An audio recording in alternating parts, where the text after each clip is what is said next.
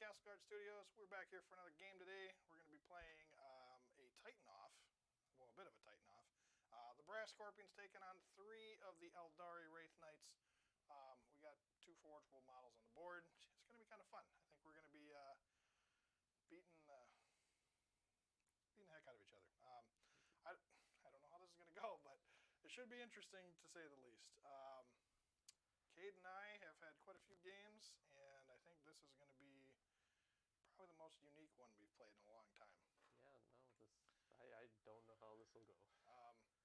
Yeah, I mean, I don't really have confidence in Wraith Knights, but when you got 3 of them on the board, the culmination of the 3 together can do a lot of damage.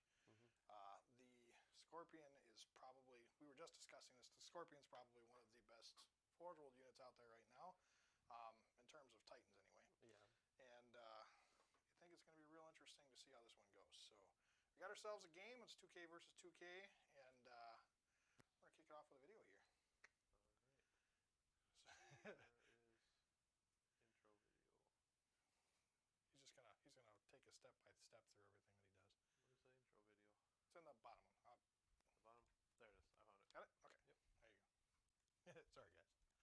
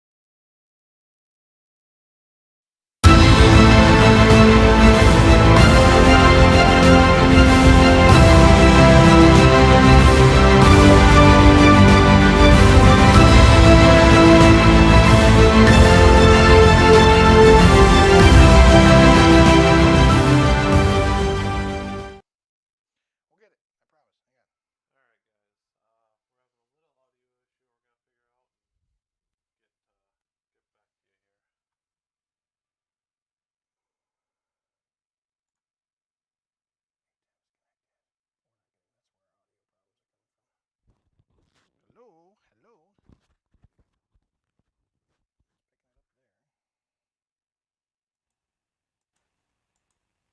Hello. Taki. I don't know. It's like turn it on, turn it off, turn it on, turn it off. Problems.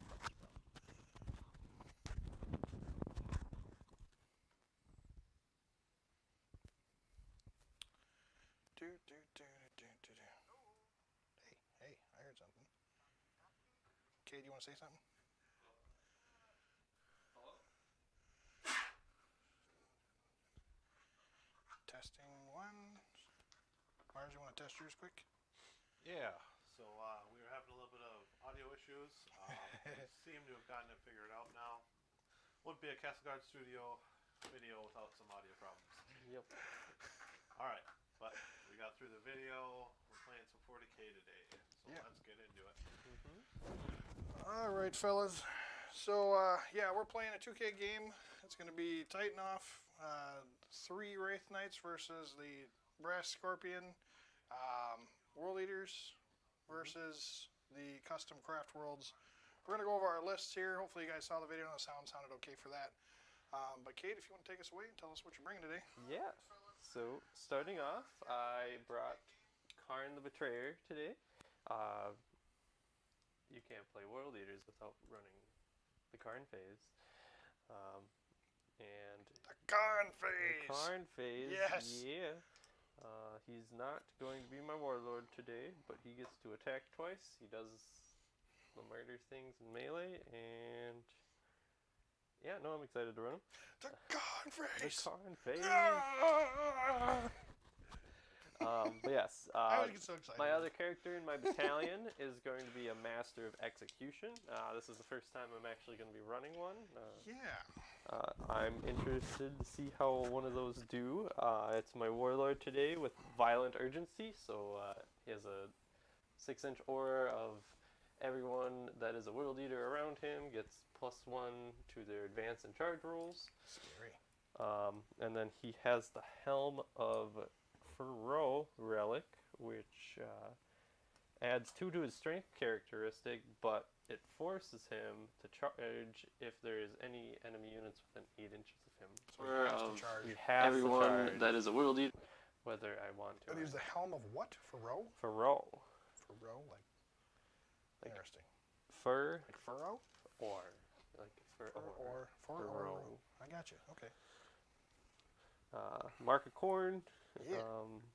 Well, yeah, he wouldn't be World Eaters if he didn't have corn. Yeah, he has to. Then I'm running 2 units of Chaos Space Marines.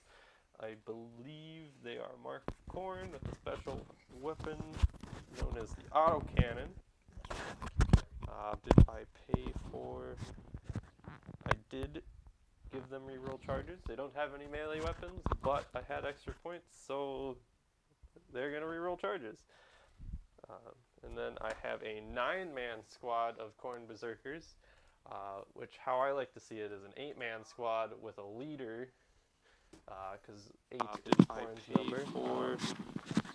I did and give them reroll charges. They don't have any melee. Yep, they all have chain axes and chain swords. Their goal is to go and murder people and Reap some skulls for the Skull Throne. draw the blood for the blood god. I like it. It's not tea parties. No tea parties. Well, I mean, it could be a tea party, as long as the tea party is involving blood and skulls. yes. Yes. Well, what are you going to do with your skull throne once you're done with it? Have Well, a tea party. Have a Hey, tea party. Skulls are more environmentally friendly than plastic cups. Exactly. And then Now that I'm we've going cleared to be that up. running a 5-man squad of Red Butcher, Lightning Claw, Chaos Space Marine Terminators. So they're Strength 5. They get 2 rounds of attacks, rerolling all their wounds. They're pretty mean. They are very mean. Very mean. Yep. Hopefully they'll die in Overwatch. Yep. With the new FAQ, I wanted to bring my Dreadclaw, so I'm going to be running my Dreadclaw Yes, today. they finally fixed its drop pod ability. Fixed it because they forgot to add the words "can drop out" when the drop pod Yeah, to comes disembark. down. Yeah. Not being able to disembark when you drop is just silly.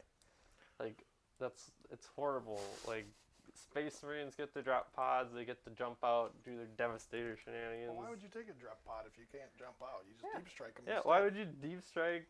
The drop pod gets shot off the table, and then You're wasting a turn stuck inside of a tank that's probably going to get shot to death and blow up, and yeah, you're losing models. especially on one. the Dreadclaw that wants to get in melee combat and stuff. Like Yeah, it's not it's great. an actual threat, so Yeah. yeah, But now that they fixed the rule, it's fixed. I'm extremely excited. I think am a too. lot of Chaos players are too. talking about this thing.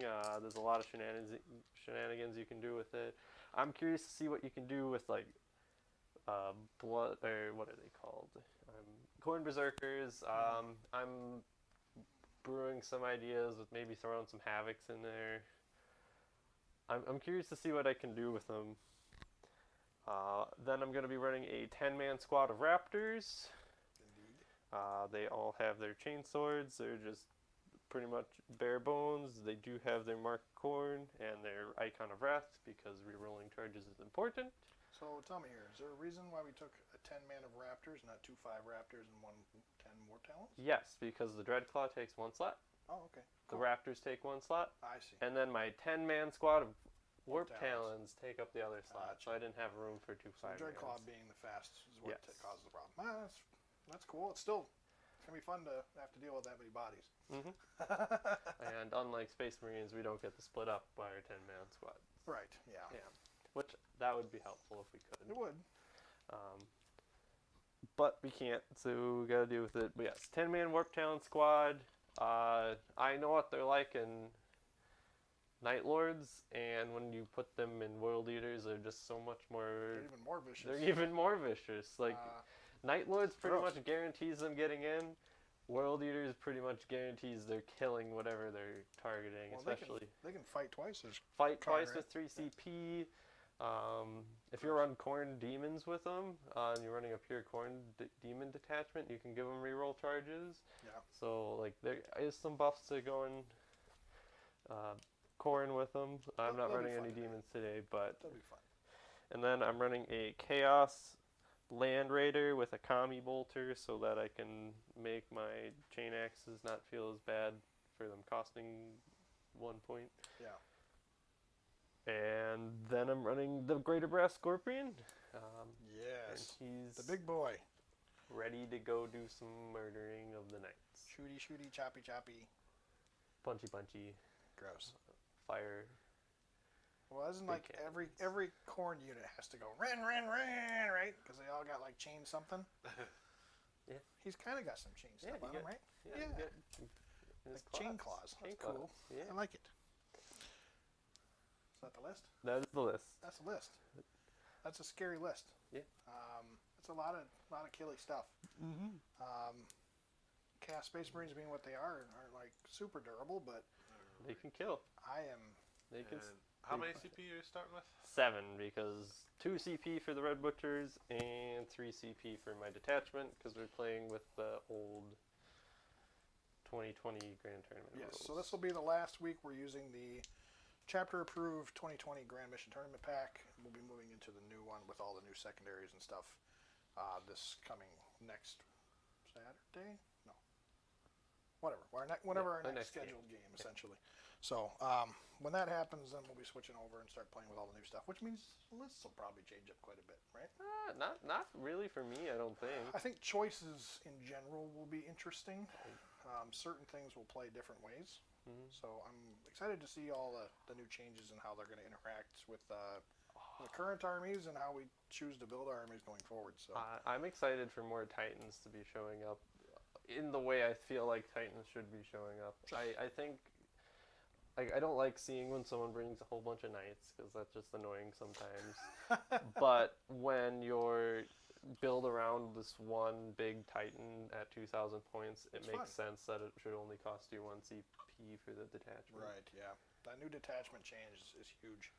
It opens It up. makes souping with Titans all of a sudden really interesting. No, again. souping with Titans is bad because you can't soup without losing the 2 CP bonus. That's how they. Okay, yeah, But you're right. throwing, having the ability to throw in those Lords of War, you're like, oh, that's bad because 1, you're not getting your trait, and Right. 2, it's costing you 3 CP to bring the unit. Right. There's too much negatives. At costing 1 CP, sure, you don't have your trait yet, but Right. it's only costing you a CP to bring it, Yeah. and you have the CP to be able to run it still. So yeah, I guess you're right. Souping isn't going to be good, but Yes. what will be good is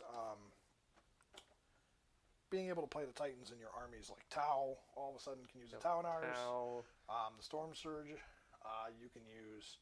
Space Eldar in this case Marines. can take their Wraith Knights. Chaos Space Marines can bring their Scorpions. unless you're Inari, because screw Inari. Well, they don't have Lord of War, do they? Well, they do. I guess they can use the Eldar ones, right? Well, okay, they do, but they don't because you can't take Yunari Versions of them. Titans because you can't put a Yunari character in the detachment, but I don't know why they would have the keyword in there That's in the confusing. rules because you can't do it in the first place unless they're changing the rules, which that'll be neat, It's confusing to say the least. but yeah. So, Space Marines even are gonna like this Lord of War change because they Wow. got some okay ones. They're Guard. some of them, yeah. Yeah, we might see Guard some more. are gonna love it. Yeah, we might see Yeah. more of those big Bane tanks. Blades will be coming back again probably, and To be fair, the To an Bane extent, Blade anyway. needs more than just a CP. well, reduction, for sure, but for sure. But Charybdis it'll Assault start seeing Claw? the Yeah, the assault claw will be cool too. Yeah. At the very least, you'll start seeing more of these in the tabletop. It's not that they'll all of a sudden become meta, but they'll definitely, pop in a little more often than what you're seeing right now. Became very tempting now. It is quite interesting. Only 1 CP. I mean, even before a 3 CP, it was like it's really expensive. I don't want to run one, but in actuality, they are pretty good in games. Yep. Its only real problem was that it was stuck in a Lord of War slot. So, I think it's quite interesting now, only being 1 CP. So, all right, so let's go ahead and kick it into the Eldar. You all set up for that, Mars? Yep. All right, so today I am running special Craftworld detachments. I thought it'd be kind of interesting to take something more custom based. So I am running Expert Crafters and then Hunters of the Ancient Relics. Now, Hunters of the Ancient Relics is something you don't see a whole lot of because melee Eldar isn't like super great all the time. But it can be okay. The problem with Eldar is their lack of attacks. Now, this Hunters of Ancient Relics, as long as they're making a charge into a unit and they're within range of an objective, they get +1 to their attacks. So now all of a sudden Eldar are getting more attacks, which has always been their real bane in melee. It's kind of interesting, so I thought it'd be kind of fun to try that out. Now I am running 3 Wraith Knights today, all in 1 Supreme Command or Super Heavy detachment, so I'm paying the 6 CP for it, but they do get their bonuses, which is the most important part of this whole deal. Yes. What does the other one do? So Expert Crafters is the one that gives the reroll hit, wound, or I think it's damage roll. Or maybe it's just hit or wound, I don't remember. It's just a You reroll a single hit, and you can reroll a single wound, so I get 1 of each. Yep. And it's both, not 1, so that's kind of nice. That's a thing? Yeah, you can reroll a single hit and a single wound. That is actually really powerful. Yeah, it's pretty good. So Expert Crafters is one of the better custom traits. This is the most common one that's taken for Eldar units if you're not running a Craftworld specific detachments. So, anybody who plays Eldar out there is probably used to seeing this, but that paired up with the ability to get extra attacks all of a sudden makes some of my stuff, especially melee, quite interesting. Not that it's going to be better by any means. Eldar is what Eldar is. They're currently not in a super great spot. But I thought it'd be fun to take for this list, primarily because of the way I built the list. So let's go ahead and kick into the stuff that I took here. So I'm running a Farseer Skyrunner. And the Farseer has Guide Doom, Ghost Walk. I replaced its Smite with the Ghost Walk ability. So that'll allow me to get some extra charges, bonuses to my charges, which will be nice for the Wraith Knights, stuff like that. And then I took a Singing Spear on him, and then he's a Warlord and has the Phoenix Gem Relic, which when he dies allows him to get back up and then do some mortal wounds around him and then potentially still survive. So that's quite an interesting relic. I think it's one of the better ones out there. I'm also running a Warlock Skyrunner. He has Smite, Quicken, and Restrain. I had considered taking a different power other than Smite on him, but I think I'm probably going to be using Quicken and Restrain on the Warlock as long as I have the ability to use it on him. So, because of that, I didn't think it was really worth my time getting rid of Smite. The thing is the Warlock Smite is actually really bad because it only does like 1 mortal wound or something like that. But I'm not using anything but Quicken and Restrain pretty much anyway. So, it wasn't worth spending any time messing around with any of the other powers. So he's got a Witchblade, nothing special about that. He's just on a bike, so it should be kind of fun. And hopefully they'll stay alive long enough to get the knights to where they need to go. So I'm running 2 5-man Dire Avenger squads. The Exarch is running the Shimmer Shield and Power Glaive on each unit, and their Exarch power is Stand Firm. And what that does is whenever Dire Avenger Exarch, when they contain a Dire Avenger Exarch in the unit, any morale test is automatically passed, so they don't fail leadership, which is, for units that are designed to hold objectives, should be nice. Even though they're 5-man units, so that kind of limits what kind of leadership negatives I'm going to get. It still gets rid of the potential there to have my units run away, and then I end up losing objectives. So the main idea was to hold them as long as I can. So I am taking 2 Wave Serpents. Now, normally I wouldn't run Wave Serpents with everything on them, but because I had the extra points and I didn't really want to dump them into more units, It's 2 wave serpents literally loaded to the teeth. They have the crystal targeting matrix, the spirit stones, the star engines, the vectored engines. So they move, they advance, they fire. When they advance, they move really far. They get the feel no pain when they advance. And then in addition to that, I'm running a twin shuriken catapult on each one with a twin bright lance as well. So, you know, they got some shooty stuff.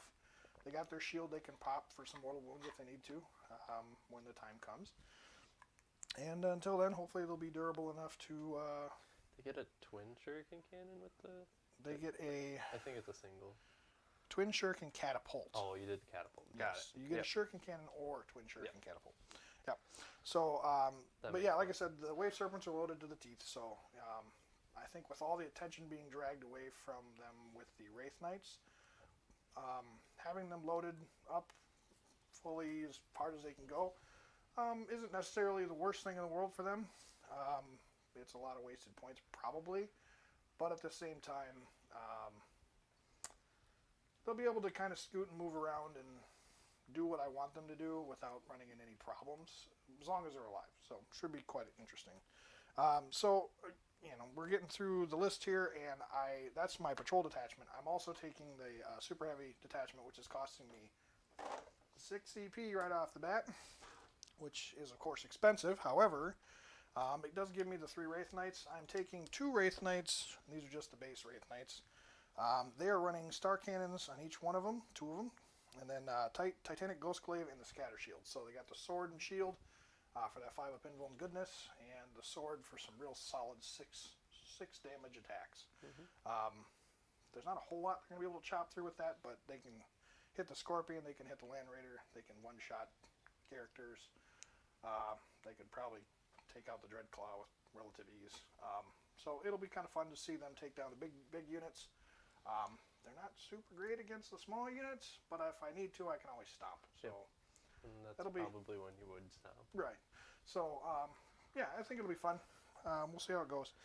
And then the 3rd Wraith Knight is actually a Scathach. Scathach? I don't know. Eldar players correct me if I'm wrong, but I'm pretty sure that's how it's pronounced. Scathach. It's a Scathach Wraith Knight. It's a Forge World Wraith Knight. And he's got 2 Infernal Lances and 2 Star Cannons as well. Now this guy also comes with the ability to drop into Deep Strike, which is what I did with him. So he is off in no man's land flying around. I have the 2 Dire Avenger squads loaded up in the Wave Serpents, 1 5-man unit in each. And yeah, hopefully I can do enough damage to where it'll be kind of interesting to maybe take this guy again. I'm hoping that he'll be good enough to where I could justify running him in another game, because they are very expensive.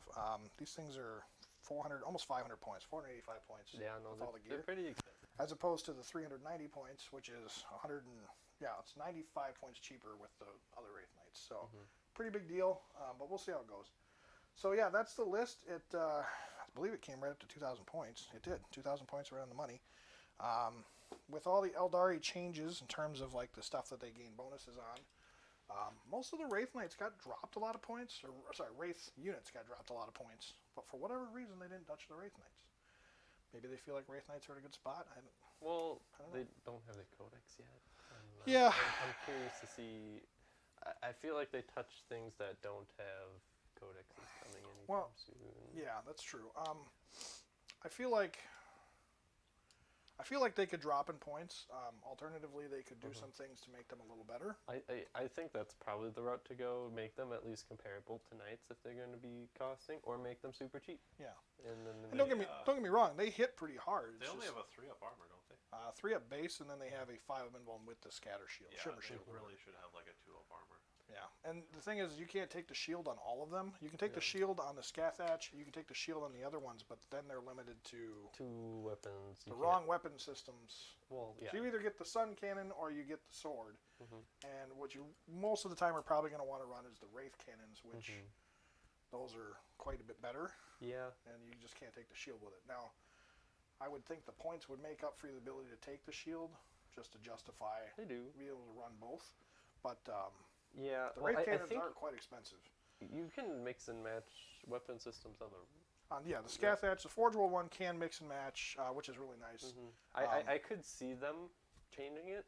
Yeah, that's the only thing that's kind of weird about it, because it's like you either get the shield sun cannon, shield sword, or the 2 wraith cannons, and not like you can't mix and match the different weapons, which is kind of weird. They do get the secondary weapons, which is kind of nice. Being able to flip out those however you want to set them up, which is kind of cool. Allows you to kind of gear them the way you want, but they are, of course, secondary weapons, which, of course, most secondary weapons aren't super great. They're decent, but for knights, they're not like really good. So, well, they're better than like other. Yeah, these are still, knights. you know, they're a few shots and they're strength 6, AP -3. So, you know, they're not bad. I think they're decent weapons. I just think, you know, with the amount of points you're paying for them, that's where you run into the problem. Because, you know, if you're running the sword variant, really those weapons don't do a whole lot. When you look at like knights, they can run like meltas and stuff like that. Meltas are heavy stubbers. Meltas, I could argue, but I think they have at least better shoulder options than what they knights do have get. quite a good variety, which I think is good. That's the one thing I can say about that I do like about them.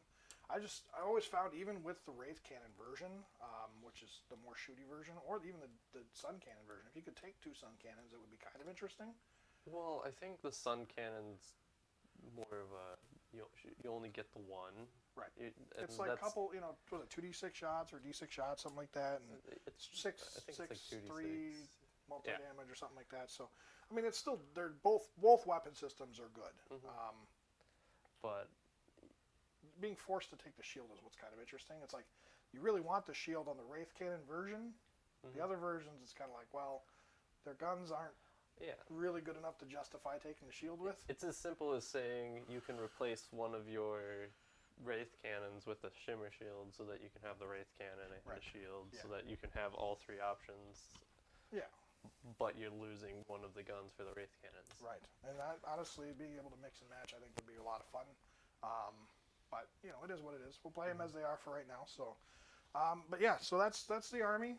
It's 2,000 points on the nose. I'm benefiting from all the Craftworld, custom Craftworld traits army-wide, which is nice. And I'm starting with 6 CP. So we're all deployed. Mars, you want to walk us through our mission today? Yeah. So today we're playing Vital Intelligence, the Grand Tournament 2020 Strike Force mission. Yep. The primary objectives are control 2 objectives, control 3 or more objectives, and control more objectives than your opponent.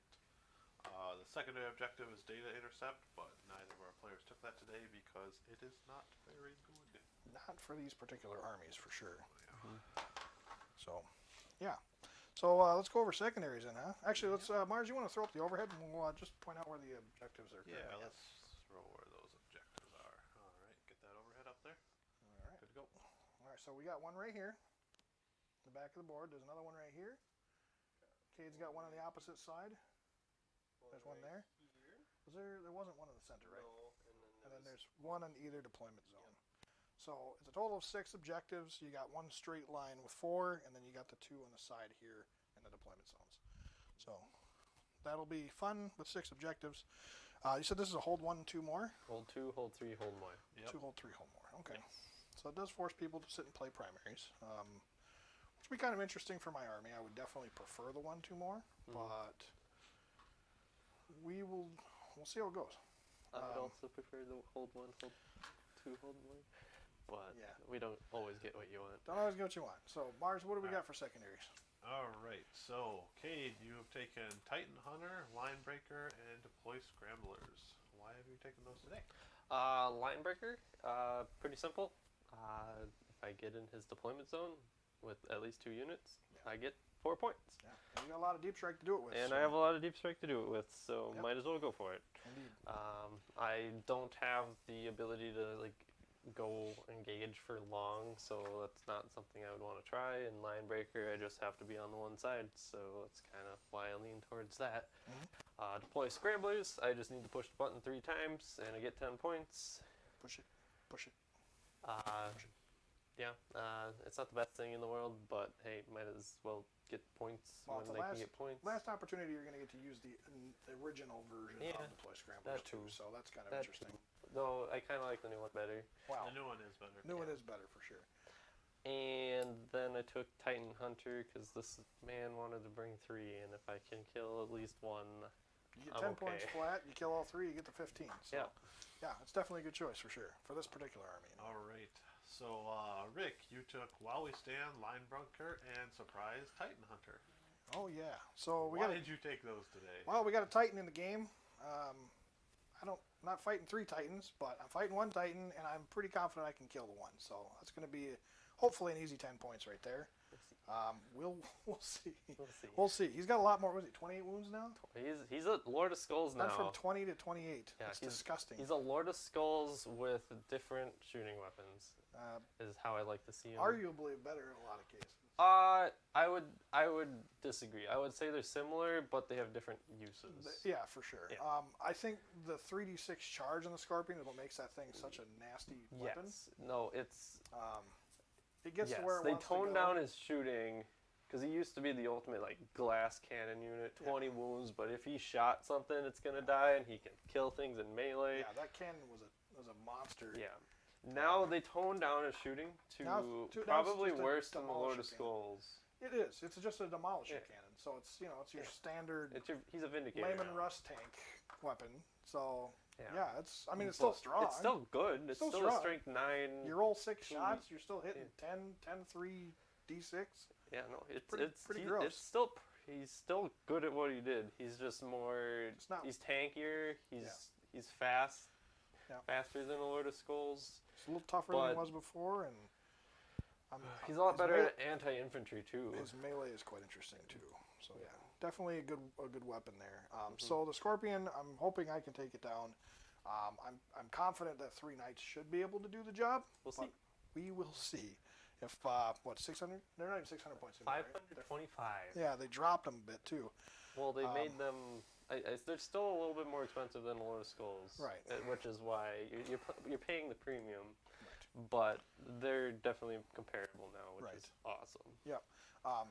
It'll be interesting to see because each one of my Wraith Knights is about the same cost, with the exception of, I guess those guys are only 390, but essentially it's a Titan for a Titan at this point. If I can take out one of his Titans without losing one of mine, I'll be incredibly happy. That would suck for me. We will see. I'm expecting at least killing one with him, because it'll probably take you 2. It could. Very well could. So here's the thing. I think I can get Titan Hunter. I think while we stand, we fight.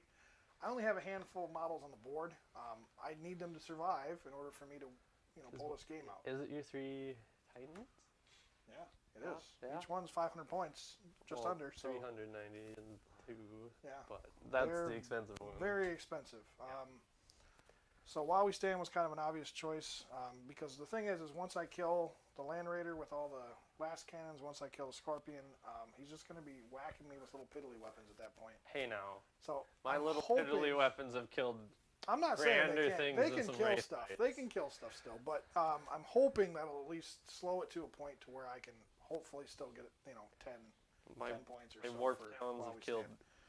that thing. And then Linebreaker, was kind of I considered doing engage on fronts, but the thing is I don't have enough units to continuously support that.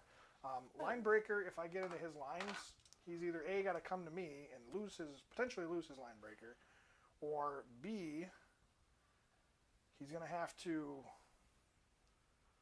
Sit there and get points. and then we'll both end up with the points, which is fine. Yeah, then if it we're comes down trading to who has more evenly, points. it's fine. Yeah. So I think it ended up being a good choice in the end, even though it wasn't really based off his Linebreaker. It's just Linebreaker for me. This army wants to come forward, get close, and shoot and take stuff out. I think it'll be interesting to see the two of us try to continuously hold 2 units on each other's side. You definitely have the advantage over me. 'Cause you I'm have not more worried about bodies. it for me. Yeah. I think it's if I was playing the Eldar, I would have done engage over Linebreaker, but I also play more Eldar than you. Well, we'll see how it goes. I have the mobility to potentially support Linebreaker, which is part of the reason why I chose that over engage. Just because I can't afford to keep putting units in different deployment zones to continuously gain points off of that. Whereas Linebreaker, I have the mobility. I can keep dropping another unit over here every time a unit goes down. And that's kind of the thinking there. But we'll see how it goes. I mean, it could be one way, it could be the other. I don't know. Maybe I'll regret the decision later on throughout the game. So, but all right, so we're gonna get into it here. Mars, is there anything else we need to wrap up here? Or are we good? No, I think we're good. I think we're just ready for the dice off here. All right. So, Kade, what are you thinking? Going first? Going second? I don't know. We'll see. I Yeah. kind of want to go first, but I think I'm okay if I go second. I don't know. This is a weird matchup. It is a very weird matchup. I think it'll be interesting. Mhm. I kind of want to go first, but it's only more so the fact that I want to get him on the board faster. Yeah. Because the sooner he comes on the board, the sooner that scorpion's dead. Yeah. Um, Well, depends. Probably. He's swingy. He's swingy. Right. Because you're wounding me on 4. Well, I could roll 2 1s for my That's D6 true. number shots too, so we'll see. But I have a better shot at killing that thing with this thing on the board, so Then, I would like well, to have depends. You could throw both of them at it, and they Right. might be able to kill that. him. Right. So, I mean, going second could be beneficial to me as well because it'll allow me to play in accordance to how Kade wants to drop things. I can react a little better. Mhm. And then hopefully at the end of the game still have stuff alive so I can move around and collect stuff. With a mobile army, that's kind of what you want. So going first would be ideal in terms of making sure stuff dies sooner, but going second would also benefit me in terms of being able to react to things a little easier. So I'm kind of on both sides of the fence as well. So I got a 5. And there's a 5, so we got reroll. Ooh, things are getting heated. Got a 6. 6. Wow. Corn wants it. Unreal. The All right, here we battle go. is already this intense. 2. And I'm going first. All right, so we got the world leaders going first. Woo! All right. Now, was it Eldar that had the redeploy, or was that a specific? You have redeploys. Yeah. I don't have my book. I got this in. They have luckily that's the one thing that's actually good about the app is the app actually has all the stratagems on there. Mhm. That's the one thing they have going for them. Yeah, Craftworlds. There we go. So I might end up doing some redeploy here before your turn, just so I can maybe survive a little better. But we'll see what I can and cannot move.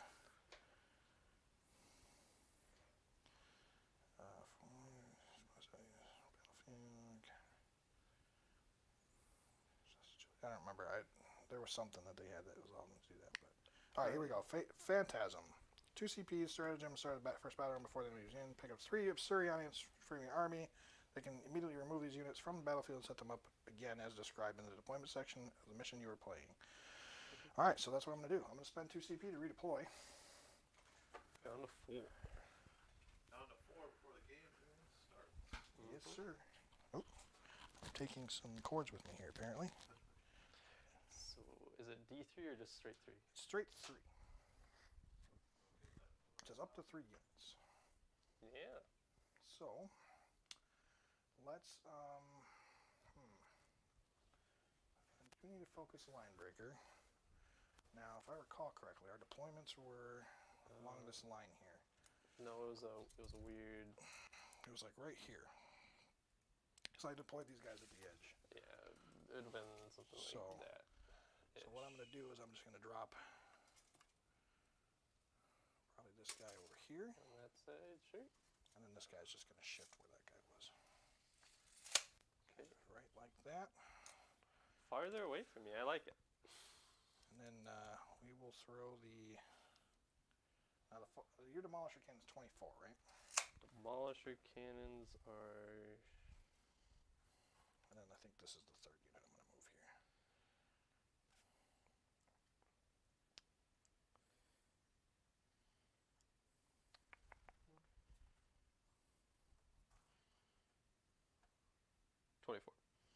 Okay. So that keeps models within range of character rules. Now that thing can't warp time. Nope, I don't have any psychers. Okay. It's impossible for me to get a turn 1 charge. Yeah. Okay. So, I guess what I'm thinking here is, do I need to... Okay, so these guys move 12. I just gotta do some quick measurements here. Give me a second. 12. 12. And I would need a huge charge to get there with that. So, that's that's not ideal. Maybe I will keep the one out here. All right. Thing is, I do want to get into your deployment zone pretty quickly. Yeah. So that is beneficial to me. Mhm. I just don't want to lose a Wraith Knight by being shot to death right away. So I Makes think actually what I'm going to do is I'm actually probably redeploy both of these a little closer. Oh, aggressive. It's not that I really want to be aggressive, Mhm. but I think it's the smart play in terms of making sure that I can get line breaker. And then this guy's going to go like right over here somewhere. Well, we'll keep a character in range. That silly character rule. You silly character rule. All right, so I am redeployed. Mhm. Let's see here. I don't know how Mars has this all set up, but let's go flip back over since he is AFK. All right, so we're all set. So, Kade, you want to go ahead and take away your first turn here? Yeah. You're going to gain a CP. Up to 8. Which is why I wanted to go first. Yeah. What, to get extra CP? Well, so I can get the 8. Oh, I see. Gotta get the corn number. Yeah, I gotta get the coin. I gotcha. All right. Going back to the overhead there. So Cade's gonna make his movement here. Yeah, these guys are just gonna hop out onto this objective and deploy scramblers. All right. So we got a action being taken right away. Yeah, and I'm just gonna place them after I move the Land Raider because that's it'll fine. make my life easier. Yep.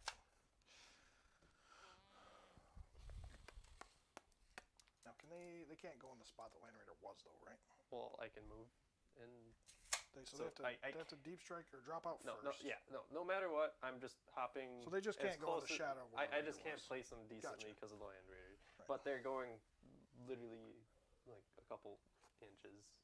I have the movement. So what you're saying is you can put them along here. They won't end up where the Land Raider currently is. Well, they kind of will because they can because I can hop them out, move the Land Raider, move them because I have 5 inches. Oh, of they do movement. get movement after the Yes. appointment. Yeah, that's right. Okay. Fair.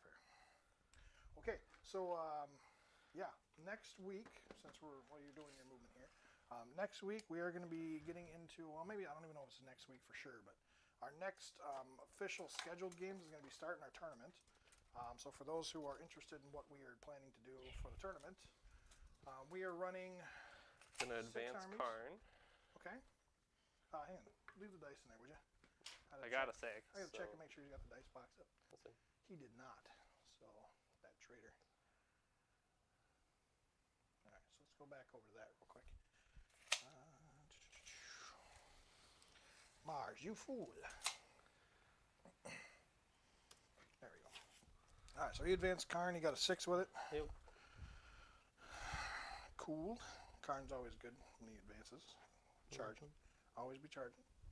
All right, so yeah, so we determined that for the tournament we got our 6 armies lined up. So for those who are interested, we're going to be doing Space Wolves, right? Yep. We're going to be doing, did you say Night Lords? Depends. It depends on when the or rules come out. Bellacore Yeah. if Bellacore's rules drop. Yep. So we're just waiting on whether or not that's coming out before the tournament starts. Yep. And then we'll be doing, so that's Cade's armies, and then we're going to be doing Mars armies, which is the Raven Guard.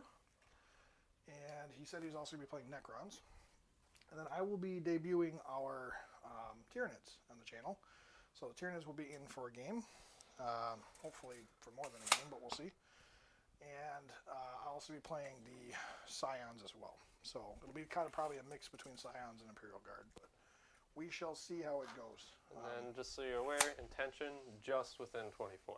So just poking his head in the 24. yeah, you will need a at best 9-inch charge. 24 plus 24, or 12 plus 12 is 24. Plus 2 from your strat, or your warlock. You can get a 9-inch charge at best. I see what you're saying, yeah. If the stars align. If the stars align. So movement, you would think would be done, but it's not. It's never done. And that's the drop pod. Yay! Drinks all around. And that's got the Berserkers in it, correct? and the Master of Execution. Right. Is there any way he can be fully on the board within 9 inches away? Yeah. That's quite cute.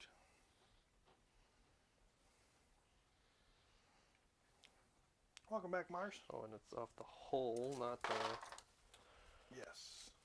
legs. Measurements are to the hole from him, but he still technically has to fit entirely on the board, so the legs can't be off. Well, yeah. Well, yeah, no, I can definitely fit in this corner. Fair enough. That could be an ugly turn 1. And then I get to drop everyone else for a minute. Yeah. And they have to start 9 inches away too, Well, yes. which is interesting, but they also get, do they get a move after they drop? No, they count as moving, right? Well, yes, because it's end of movement phase, not during movement, so I don't Right. get to move them. Yeah. That's deep strike for you. Could be fun. Drinks all around.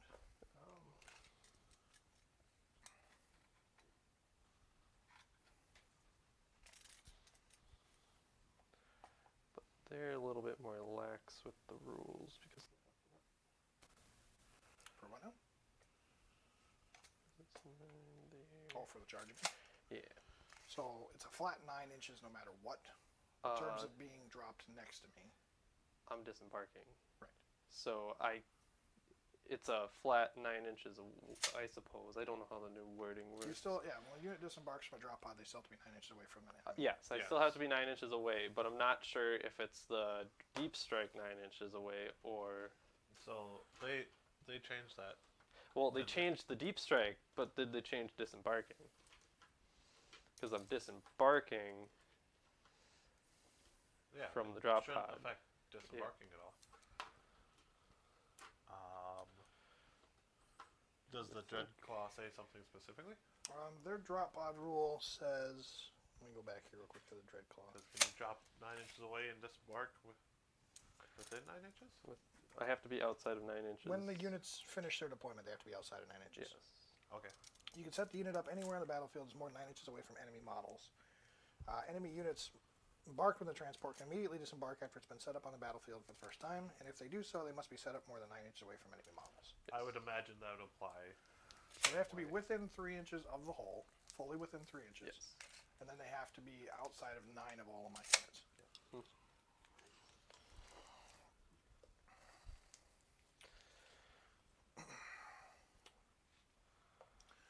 I think What? drop pods are still really good. The fact that you get a turn 1 deep strike is pretty impressive still. I'm not sure how I feel about it for melee. It's still good, but I think like units that would benefit probably the most from it would be like Corn Berserkers, Noise Marines.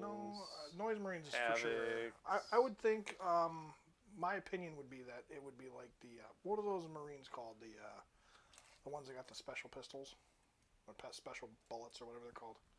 They Or Chosen? no, they're Rubric Marines. No, they're regular Space Marines. They get special pistols. Veterans? They have special bullets. They're not veterans, but they're kind of like veterans. I forget what they're called. I think they're an elite choice. Chaos don't have anything like that. No, I'm not They don't talking about. have I'm not talking Stormguard about for chaos. I'm just talking about for the drop pod rule. for the drop pod rule. Yeah, which allows them to drop down and then shoot and do all their stuff outside of 3 inches. I know what you're talking. So Stern now- Guard. So they updated the Dread Sternguard. Claw to match the regular drop Is pod that what rule. you're talking about? So now it's the same type of drop as the drop pods. But I think the units that benefit the most from being inside of a drop pod are units that are capable of shooting at short range really strong. Yeah. So like the ones I was thinking was the Stern Guard veterans. Stern Guard get their special pistols or whatever, and they can drop and do a bunch of cool Yeah, shooting. they have special Special ammunition ammo, bolt right. guns. Yep. So it's units like that I think benefit the most. But it's still nice to be able to drop units turn 1. Like right now, if Kade really wanted to, he could drop the Berserkers, or he could just drop the Berserkers right now. And now that they're disembarking, he could have them do an action, right? Because it's the end of the movement phase. Yes. So they could perform an action, which means as the Dreadclaw drops, now all of a sudden you can Drops in Berserkers, pushes a button. deploy Scramblers Corn turn is 1, pleased. essentially, which is pretty cool. Whereas before, before they fixed that rule, you weren't able to do it with chaos because of their Yeah. Dreadclaw rules. Well, it was also just so much worse because it's like, why have this transport that you Yes. drop in and then Everything's it's just stuck a inside. brick. Yeah. So that's my movement phase. I'm gonna shoot now. Okay, that's a little discomforting. So I'm going to shoot everything from Okay. the Scorpion? scorpion Sure. that is within range. Yeah. Which I don't think the flamers are that long of range, but I don't remember because they changed them. Yeah. The flamers are 12, so I don't get the flamers, but I do get my scorpion cannon and I do get my demolisher cannon, and I will spend a CP to give him reroll everything for Demon Forge. Woohoo! Good fun, good friends, good times. I'm gonna start with the Scorpion Cannon, which is 15 shots at strength 5 AP 2, 1 damage. Yep. Which is awesome for 15 anti-infantry. shots is a lot of shots. Hitting on 3s. Rerolling everything. Rerolling my 1s and 2s. So this many miss so far. Did you mark him up to 8 and then take him down for Demon Forge? I did indeed. And then I wound you on 5s, rerolling everything. Okay. Because strength 5, toughness 8. So 3 wound so far. Oh. And then there's 2 more, which isn't 5 in total. super great, but you still get your Interesting. 5 up invulns. So So it's AP minus 2, AP 2. so 5 up no matter what. Yeah. Alright, so 4 damage. Still 4 damage. And then I'll do my Demolisher Cannon. Number of shots. 3 shots. I won't re-roll it because 3's at least on average. Okay. Hitting on 3's. Can you reroll number of shots? Yes. That is one of the things you can do. You can Mm. re-roll number of shots. You can re-roll a hit, a There's a wound. whole, yeah. There's That still- one I'm 100% sure works. Yeah, we looked it up, I think, before when we were doing the. I Oh, mean, the you're, previous you're game. fine. I'm not. Strength 10, so wounding you on no, they're- 3's. Re-roll my 2. Um, 2 wound. Yeah, you're 5 up invuln. hit roll, wound roll, Oh, damage yeah, roll. you can. Yeah, saving you can reroll throw. number of shots. Yeah. Third. Hang on. Just trying to. So when you've made a hit roll, a wound roll, a damage roll, saving throw, an advance, charge, or psychic test, or deny the witch. So you can't reroll. Determine the number of attacks. Or you have rolled the dice to determine the number of attacks made. So Yep, 2 okay. wounds, Cool. AP3, 5 up invuln. All right, and these are from the demolishers, right? Yep. D6 damage. D6 damage. Alrighty. So I One made goes 1. through. I should know this because I Sure, use all go the for time it. on my doom D6 stock. damage. 5. Gross. That is a total of 9 damage on them. This guy always gets so lucky with his damage rolls. Everybody else is rolling 1s and 2s, and he's always rolling 5s and 6s. Which one's that on? The closest. Okay. Because that's the one that is within 24 of me, who is probably not quite bracketed, but hurt. Then He's not feeling too happy right now. I bet. Then I'm gonna have this Land Raider, everything into the other one, Yeah. because I can see it through. Certainly 'cause- can. Yep. And I get to reroll all my hits because of Karn the Betrayer. Yay. So then I'm going to do the heavy bolters first, Okay. hitting on ballistic skill 3, so 3s. 2 heavy bolters. Yes, twin heavy bolter. Cool. So that's 5 hit. All right. Need 5s. Hitting 5s to wound, which One. there's 1, AP2, AP2. or AP1, so 4 up. Take 2 it. damage. All right. That fella's down to 22. And then I get 2 Kami bolter shots, both hit. Both, or 1 wound. No AP. Oh, Kami bolter. Kami bolter. Wow. Okay. I Six rolled to a 6 wound. to wound, yeah. You're Take fine. it, though. And then my 4 las cannon shots, hitting on 3s. Okay. Re-rolling my 1 Yep. to a miss. Wounding you on 3s. 2 Two. wounds, Okay. which I'm okay with 2. AP3. 5 ups AP3, again. 5 ups again. Both go through. Had everything else that's shooting? That's all that else I can shoot. Okay. I think I'll just take it then. Okay. 2 go through. I'll reroll the 1. Okay. Down to 6 CP for 8 damage. damage, So I've okay. done 10 to that one. So he's down to 16. 10? 2 damage from the heavy bolter, and then I just did 8. So yes, 10. Okay. All right. So down to 14. Yeah. Okie They dokie. didn't degrade any, but they're hurting. Yeah, they felt it a little bit. That's for sure. Yeah. So now I will go to the charge phase. Yes. And I will charge your Farseer with my... Now they're getting a +1 to charge right now? Yes, because my Lord's there. Okay.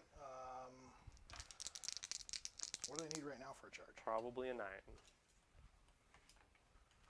Because I have to go around a little bit. A 9 with rerolls.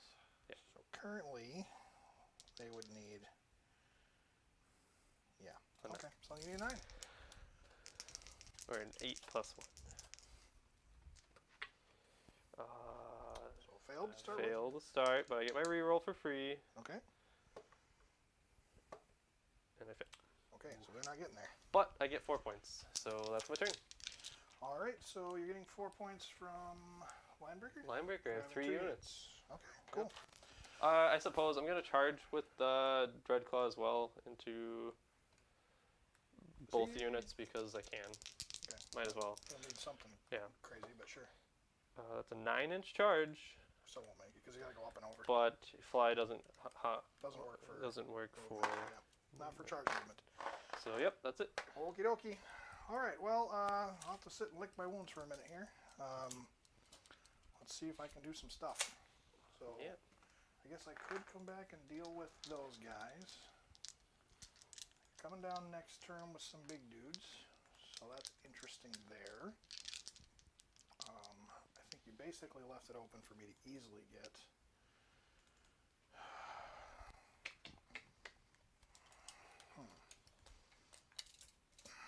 Okay. So yeah, cool. So I'll get my 1 CP back for the turn. Now, if I recall correctly, doesn't the Phoenix Gem do something else? I know they nerfed it to the ground a bunch of times.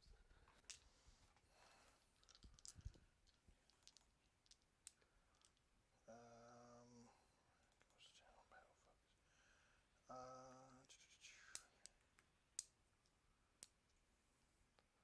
focus. Yeah, no Linebreaker with the Checking for Dreadclaw. my Warlord trait. Crazy. I think that's Warlord it's trait. nice to have the option to use these Dreadclaws for things like Linebreaker if they leave things open, or It's a very easy way to get 2 units into the deployment zone. well, yeah. If you have a unit inside, you have 2 units in the deployment Yep. zone, which is crazy. That's awesome. But having a chance at turn 1 charge berserkers is scary, especially if someone brings that Charybdis Assault Claw with a 20-man squad of berserkers. Yeah, Yeah, that's pretty well, hell, just getting 4 points turn 1 from your Linebreaker. Mhm. Like, most armies don't even have access to that. Unless you're Space Marine. Yeah. Pretty good start.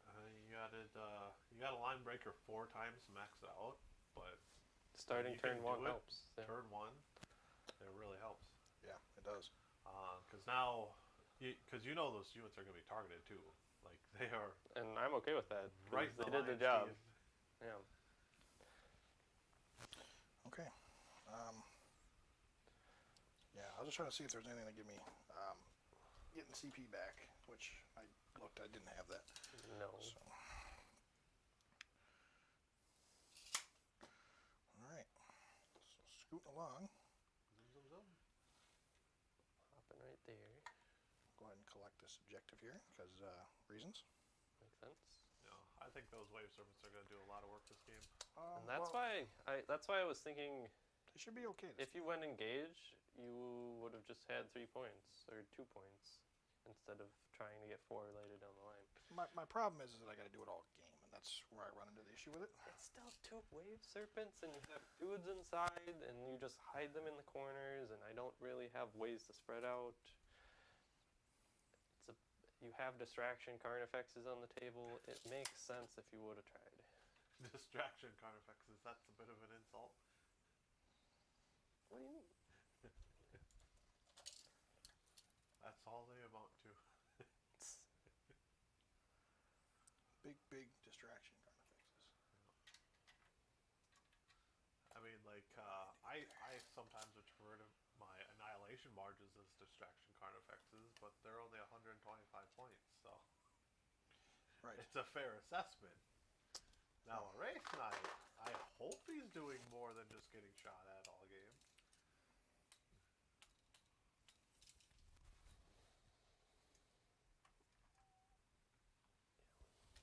Long charge. Now I need to be able to at least for sure kill something this turn. The question is do I put my money in, make sure the Land Raider dies, or do I take the risk and potentially kill the Scorpion this turn? The likelihood of that happening is low. It's not super great, that's for sure. You need a 11-inch charge.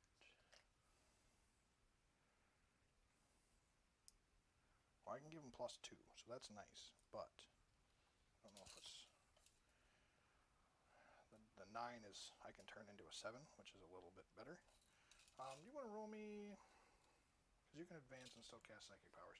Yeah. So why don't you roll me, yeah, and they're assault weapons too. Roll me an advance for the Farseer. 6. Hey, look at that. I need to be within. Well, don't they 18 auto chance. advance? They do auto advance 6, you're right. Yeah. They're bikes. Alright, yeah. So,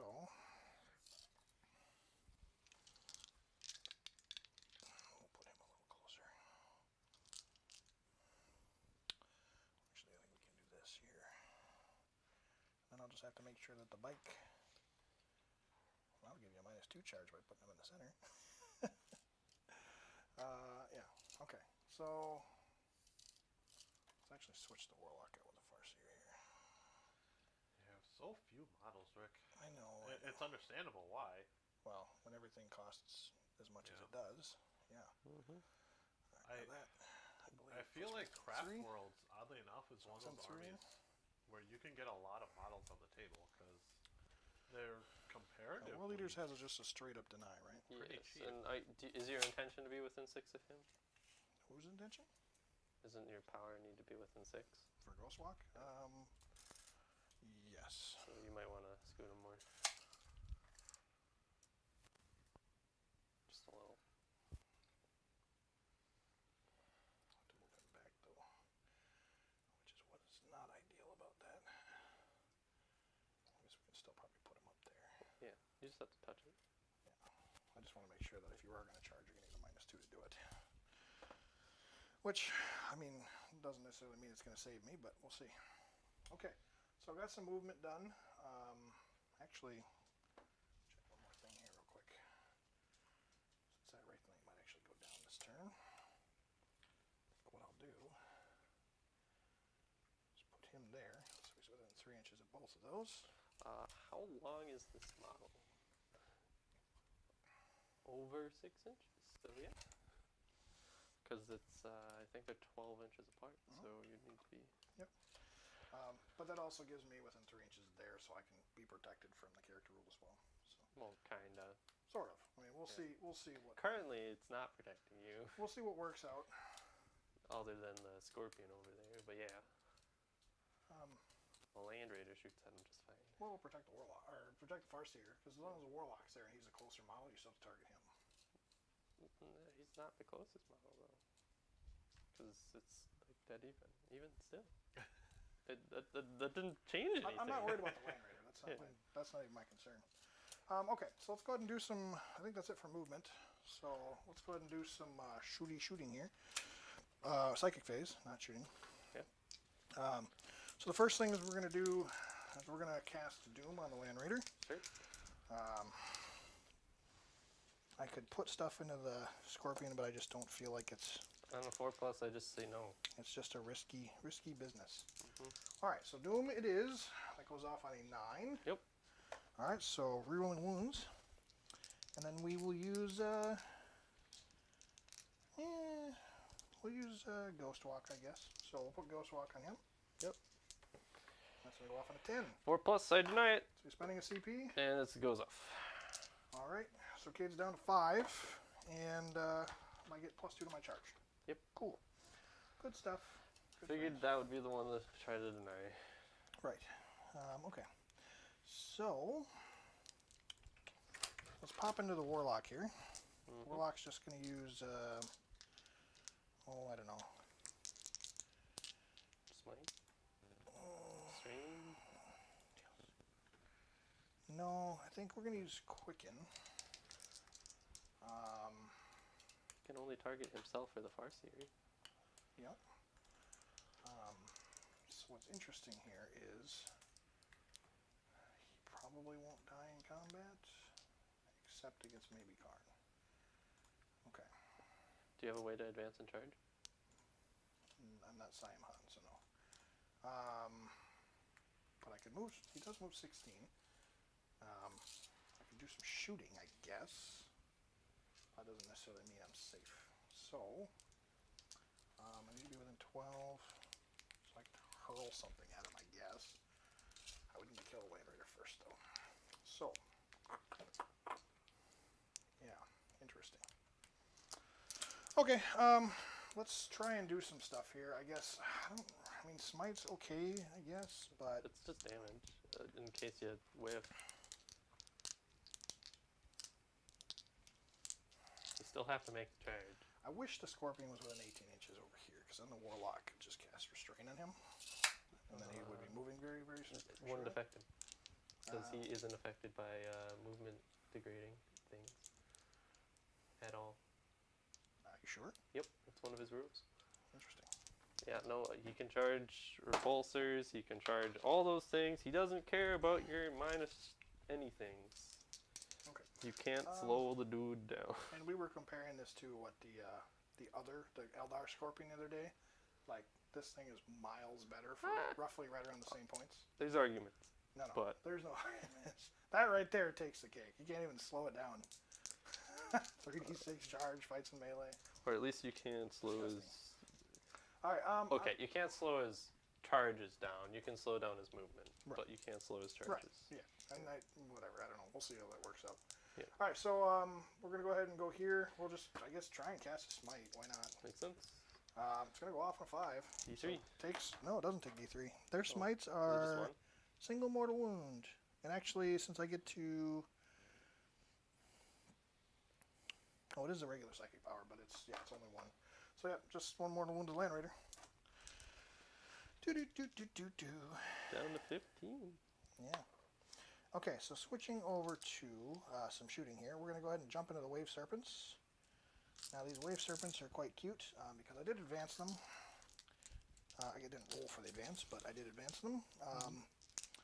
We are going to... Let's see, I know it doesn't suffer from the assault. Alright, heavy weapons, change to assault. Okay, so they do get assault, and then they don't suffer the penalty for that. So, okay, we're going to fire that one into the Scorpion here. Sure. It's Twin Bright Lance, 2 shots. Oh, is it in the terrain feature? It's touching, yes. Okay. Oh, it wouldn't affect me anyway, so never mind. You're right, because Too you're big. Titan. Yep. Titan. Okay, so yeah, let's go ahead and see if it hits. 2 3s. Got them both. These are strength 8. So, one wound. wound. AP minus 4. 5 up invuln. Made the save. Okay, and then the shuriken catapults are out of range, so nothing there. Then we'll go ahead and do that one there. Same difference here. We'll put the shuriken catapults there if it's within 12, which it should be. Yep. Okay, so Bright Lances first. Both hit. In the box. Both miss. fail. Okay. Interesting choice. So nothing competent there. And then the twin shuriken catapults, 4 shots, hitting on 3s. Yep. And then 6s because it's T8. Yep. And Nothing you get to reroll all of them. Doom. Oh, yeah. Still Nothing. done. Yep. Hey, good times.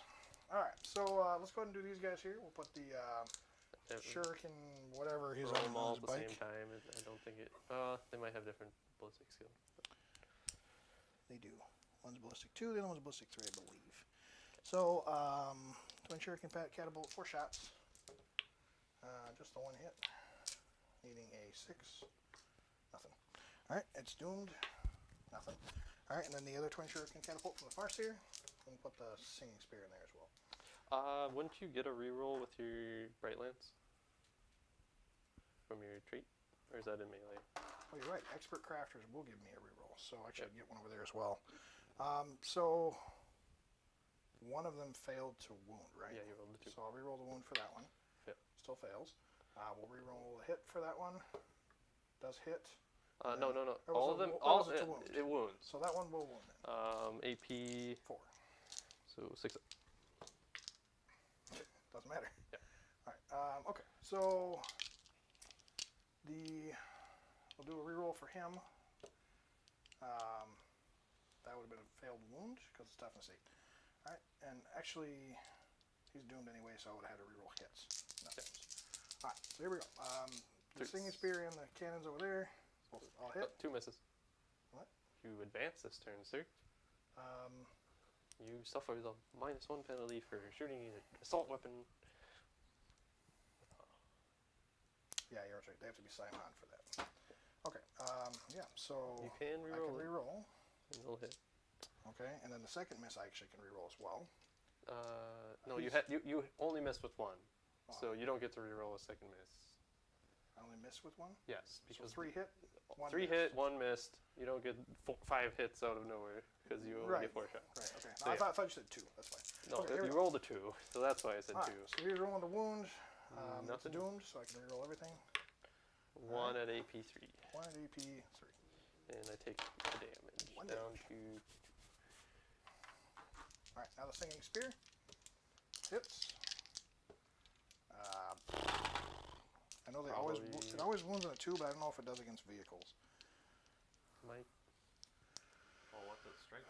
Nope, just always wounds on a roll of a 2+. Doesn't say it's anything about a vehicles. Eldar thing. It doesn't care about So strength. no AP though. I'm fine. Okay. All right. So let's go ahead and do. Not doing so hot so far. Let's go ahead and do. I guess we'll start with this Wraith Knight over here. Sure. We'll start with his star cannons. So it's 2 shots, and I get 2 of them. So What 4 do shots they in use total. into the land raiding? Yeah, that's pretty much well. They're both T8, or is that drop That's T7? T8. Oh, So that was T8. T8. Okay. That one let's you get shoot the rerolls. Marines actually, so we Okay. can drop you off that objective. That would be ideal. Yep. So, getting on 3s. It's 4s because -1 because I'm in the woods. Yeah, you are holding within. Okay. Okay. I do have an expert crafter's roll. Yep. Nothing. Well, that was great.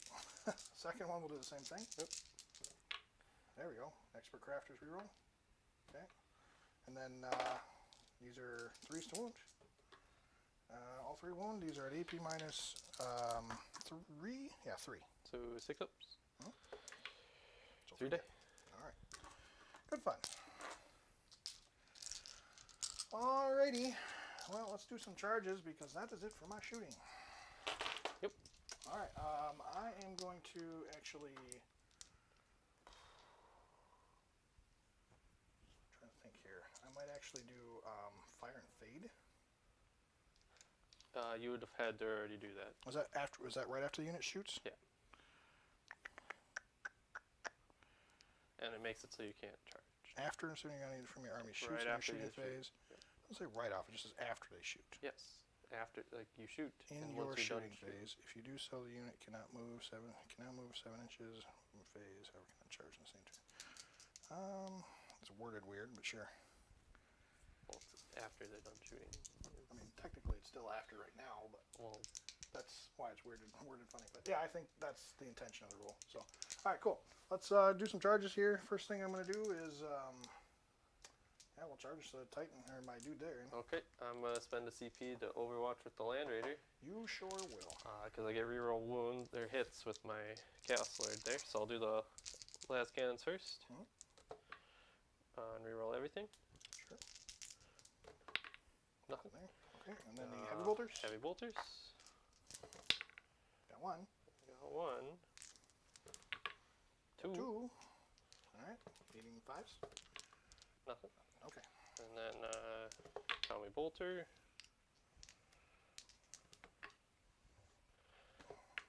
Nothing. Force shot. That puts you down to 3 CB. 2 or 4. I was at 5. You are 5. Okay. All right. Yeah. So we're gonna make a charge there. 7-inch charge. Down to a 7. There we go. And you That's what I need. just made it. All right. Because of the phantom inch. And that's exactly what's so lovely about having that +2 to my charge rolls. I had really debated on whether or not that was going to be worth it, and it sure was. All right, so we'll put him within an inch, but I want him within range of the objective still. All right. That is not within an inch. Huh? No, because Well, either way, I can put him within. I still got some flex here, so I can put him within an inch and still be within 3 inches. There. So he's good. Okay, so let's go ahead and do some feisty fighting, and I guess we'll make a charge against the scorpion because why not? Needing 9. 11. Well, there it is. That's 11. There it is. Ah! Why does it need 11? Well, because I was 24 inches away, I see. and if you move 12, 23 inches away, but yes, you're right. well, no, I was 23.99 because I made sure, no, like you literally, my intention, I told you my intention beforehand. You shouldn't be able to get that far because this is where my 24-inch shot was from. You shouldn't be able to get that far. Okay, so I should be able to get that far, though, right? No, you should be able to just be able to go here. Not What's a your- 12-inch charge. I need an 11 to get there within an inch. You don't get an extra. So no, that's no. an 11, and I rolled a 12, so I get another inch. Yeah. Okay, So, so an inch from right there. right there then. Okay, I'm fine with that. All right, cool. Well, the scorpion can interrupt, so let's go ahead and fight there first. Makes sense. Now, Wraith Knights get 4 attacks. I'm hitting on 3s. Alright, and I will use an extra crafters. And then I will actually spend a CP to reroll one of these. Oh, you roll a hit. Interesting. Yep, it doesn't do anything. Alright, now rolling to wound this guy.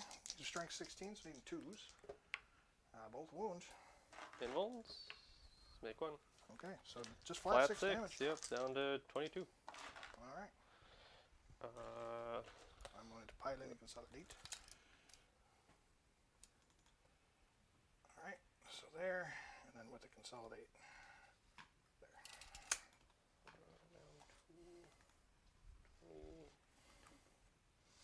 Okay, interrupting. Nope, because you already attacked the one that I would interrupt with, so. Okie dokie. Not with it. Let's go ahead and swing away then.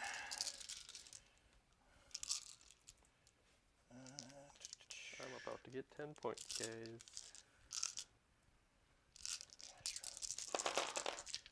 Alright. Mars, if you want to mark me 1 CP for Demon Forge again. Okay. So you're down to 3? Yeah. Yep. Just to give you a heads up on it. Yep, I appreciate it. Yeah, you get 5 attacks.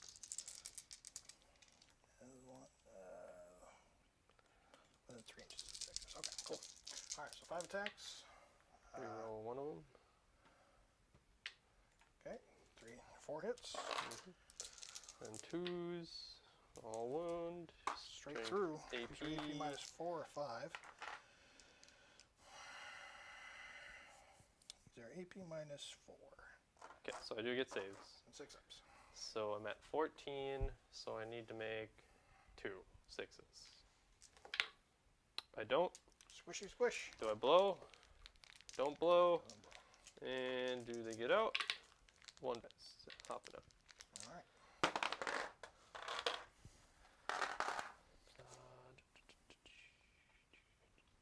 That was quite fun. Yeah. Kaboom goes the Land Raider.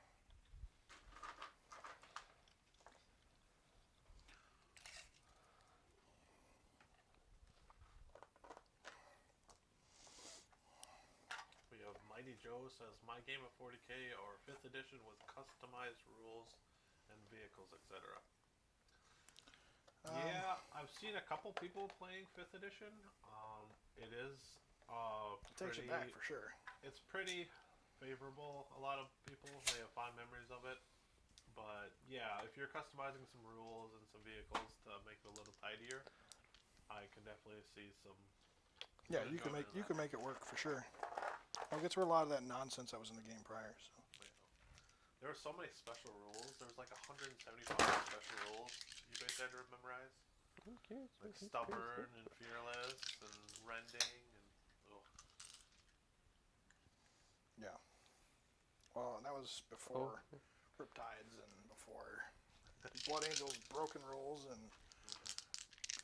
all the 7th edition problems. So. Oh, yeah. Have you heard the rumors about the possible plastic you going into them? I'm just gonna turn like that. So I'm you're still within 3 and 3 and 3. Yep. I'm gonna get my 7 attacks, re-rolling everything into your Wraith Knight. Sure. Hitting on 3s. Mattered that I got re-roll everything. Yeah. Into all of them. Sure. I am strength A lot. equal to you. 16. 16. So that many move. 5 ups. And these are how much damage piece? 6.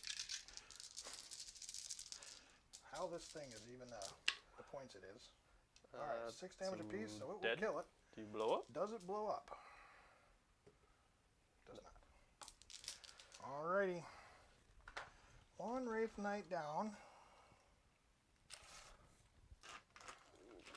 18. Alright. Less than 18. Alright, so that's going to end the turn. Let's see here. I don't have things within your deployment zone, so did not get my drop yet for line breaker. Oh, I get my attacks. Cade will get 10 for Titan Hunter to start with. And I get my 5 attacks into your Wraith Knight. And I'm gonna consolidate the loop around. What, 5 attacks from what? My Chaos Space In Marines. the back. Oh, okay. They all hit. 1 wounds. 3 up save on your Wraith Knight.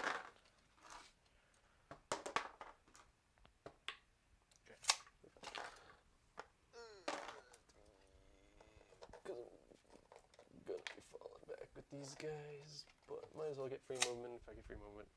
Yep. Alright, so here we go. Morale on my Marines. I'm fine. Yeah. Cool. So, my turn.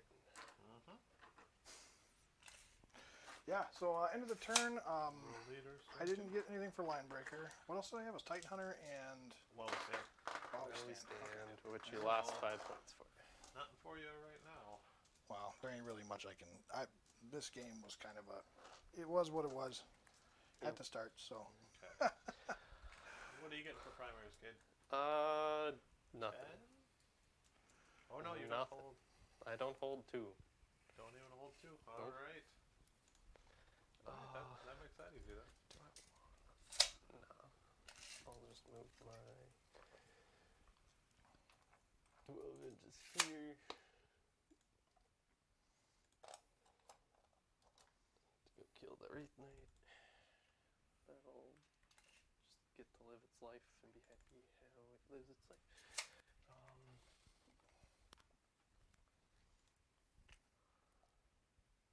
Yeah, so while Cade's doing his movement, finishing that up there, depending on whether or not he's deep striking. I'm gonna have the Berserkers hop back into the Dreadclaw. That's fun. Yeah, because now the Dreadclaw can move and carry them like halfway across the board. Well, this just doesn't seem very berserkery at all. No, it's not. But it lets them move 16 inches. Right. With fly, mind you. So, it's quite interesting. Alright. What is the Dreadclaw's movement characteristic? So, I did round matchups for round 1 for the tournament. So, Mars and Cade, you will be playing your Necrons versus the Night Lords. Why would you do me first? That sucks. Well, because we're doing one game. I know. I that gives me less time to hopefully stall for Bellicor is what I'm thinking. Really wants Bellicor to come in. I do. I really want to bring him for the tournament. Well, yeah, here's what we can do. We can do it this way. We'll have you play your first army then. So I have to play the Space Wolves versus Necrons, round 1. I'm not. Part of the reason why we didn't draw it up that way was just because I don't think Space Wolves is very good against Necrons, but Well, I'm not playing them weird. we'll see how it goes. Hell, see how it goes. I'll be using my custom dynasty, so I'll get to see how that works. Well, the problem is that everything has to be fully painted, and we're very limited to what's painted for Space Wolves. Well, I already sent you a list, and I'm pretty sure We'll there's take- one unit I wasn't sure with. We'll take a look at what, it's got to be at least battle ready. So we'll take a look and see what we got, and I might at least be able to throw some colors on them. But Want to roll me an advance roll for my dude? he got a 5. 5, so can hop here. And then round 2 will be it's going to be the Scions versus it'll be Mars' second army. So in your case, it will be the Raven Guard. The Raven Guard. And then the third match would be the Tyranids versus Kade's Night Lords. Cool. Which isn't really a match I wanted to see, but No, that'll be something. but if Bellicor does come out, that might change things a little bit in terms Yeah. of like whether that match is actually fun. And that's kind of what I was hoping for my Night Lord. I wasn't sure how you're doing the tournament, so I was hoping it wasn't how you just said it was going to be. It was more of a you bring an army and Yeah, no, I rolled to see which armies were going to go against each other primarily because it would have just been like, well, I'll pick my matchup versus your matchup and Yeah. I wouldn't Probably yeah. best to keep it random. Well, at least Or at least Ord- initially, because then ordering could have been a little bit different than throw the army I was Well, hoping to that's stall with. I just rolled, all right. Yeah. Because it's single elimination. So what we could do, if Kade wants to make it take a little longer, what we could do is we could start with the Scions Raven Guard game. Mhm. We'll start that being the first round or whatever, Okay. That works. and then round 2 and 3. Round 2 we could do Tyranids and or not Tyranids, sorry.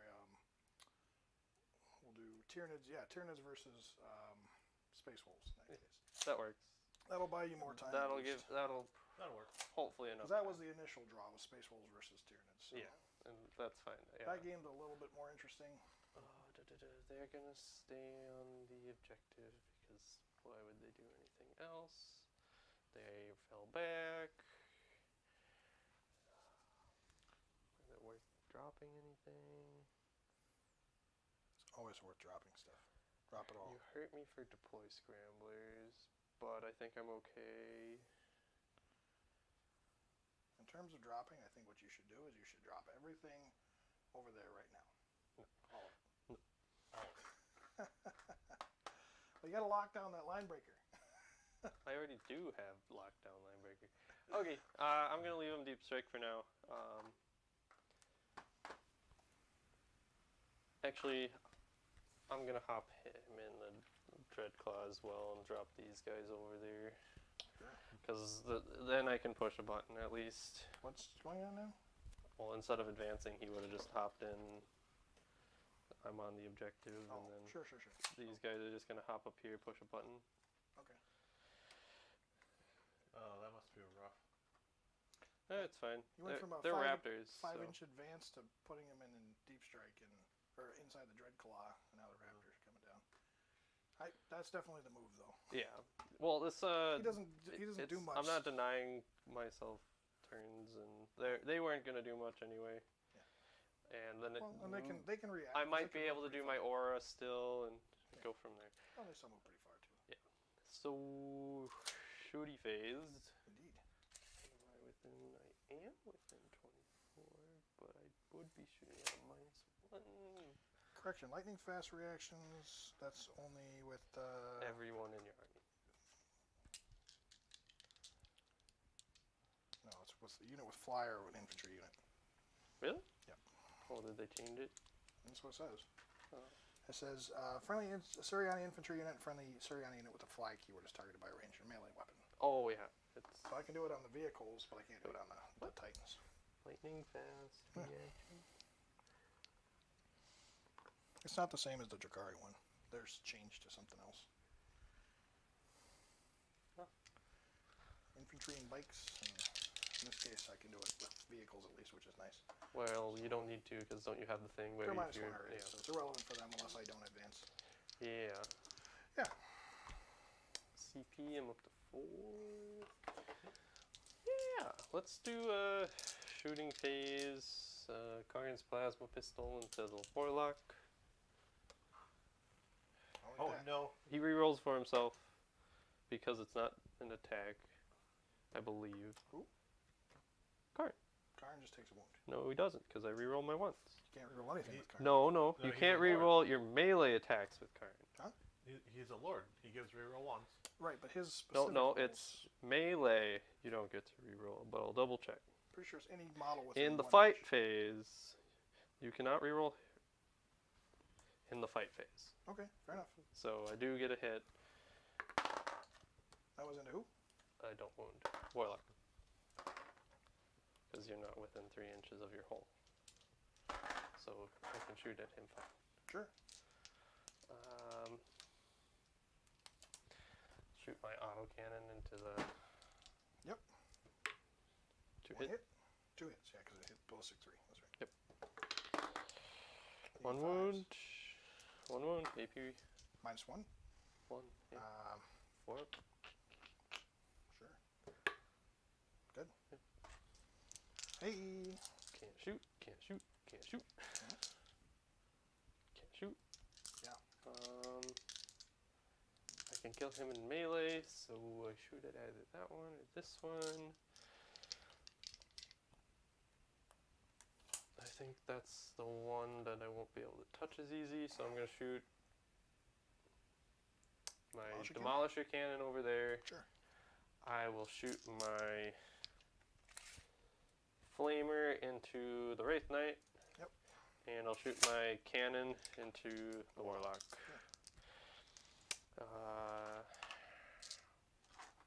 I don't need to spend Demon Forge for this. 4 shots. 4s. 3s. Debating whether it's not worth using lightning fast for the Warlock or not. What's his ballistic right now? 3. Let's move 4 up. Warlock's have what, 4 wounds on a bike? And you got 3 Demolisher cannons on your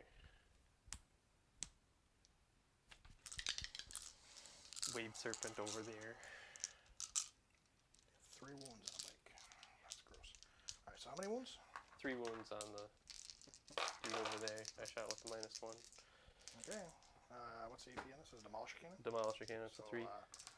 Oh crap, what do they have?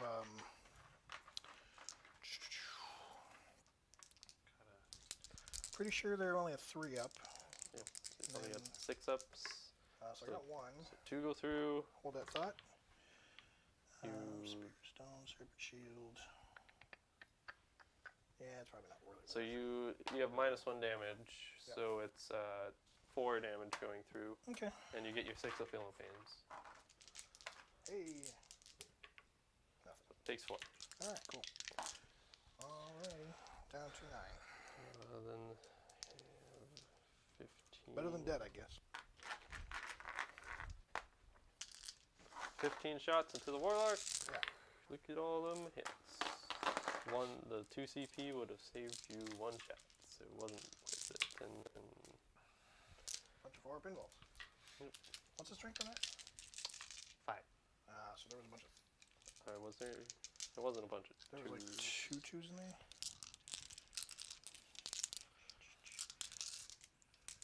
You're about to roll it. Just hang on. He's about to roll it in game. Oh, yeah. Here we go. Okay. The window's too small. I gotta make it bigger. Hang on. There was.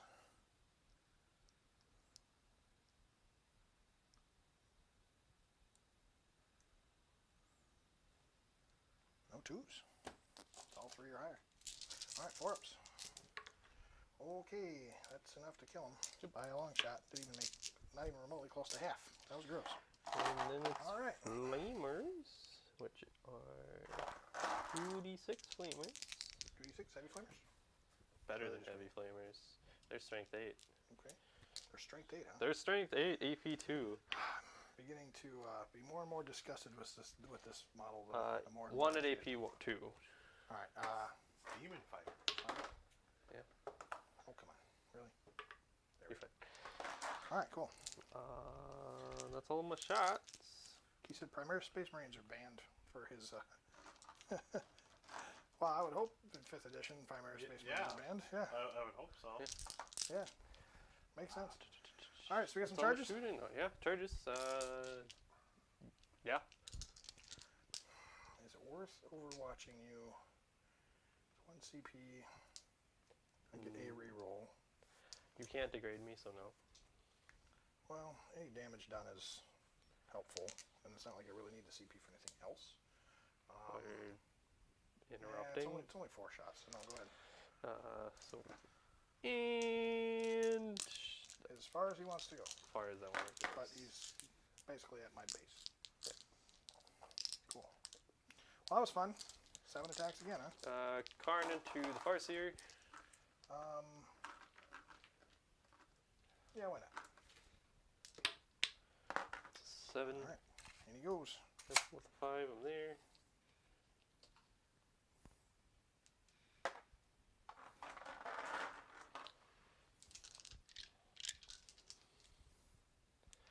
So let's do the Scorpion first. And I'll spend a CP to guarantee death. Sure. Demon Forge.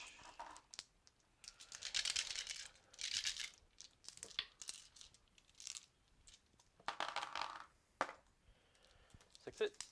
Okay. 6 wound. All right. So 6 invulns. Just made the 1, so we'll kill him. Does he blow up? Does not. He implodes. All right. Well, yeah. This is the difference between the power levels in Titans nowadays. Yeah. Wraith Knights are bad. Scorpions are. Wraith Knight. Well, Scorpion's built for this edition. Wraith Knight's not built for this edition. Well, they both got Imperium Codex updates. Or Imperium no, updates. those ones did not. But melee. Well, even that one got the same update. That one got updates. And even that one is not even remotely comparable. It depends. No, they're the same stats. Everything's the same. It has different uses. Just has a couple different weapons. Yeah, That's the different weapons, and it can deep strike shenanigans, Right. which arguably better. It's also 100 points more, but yeah. Yeah. All right, so I'm going to spend 2 CP and interrupt. Sure. Farseer's going to fight Karn. Sure. Hitting you on 2s. Rerolling 1 roll. Yeah. Those all hit. And then wounding on that. Extra crafters. All 3 wounds. Fine. Okay.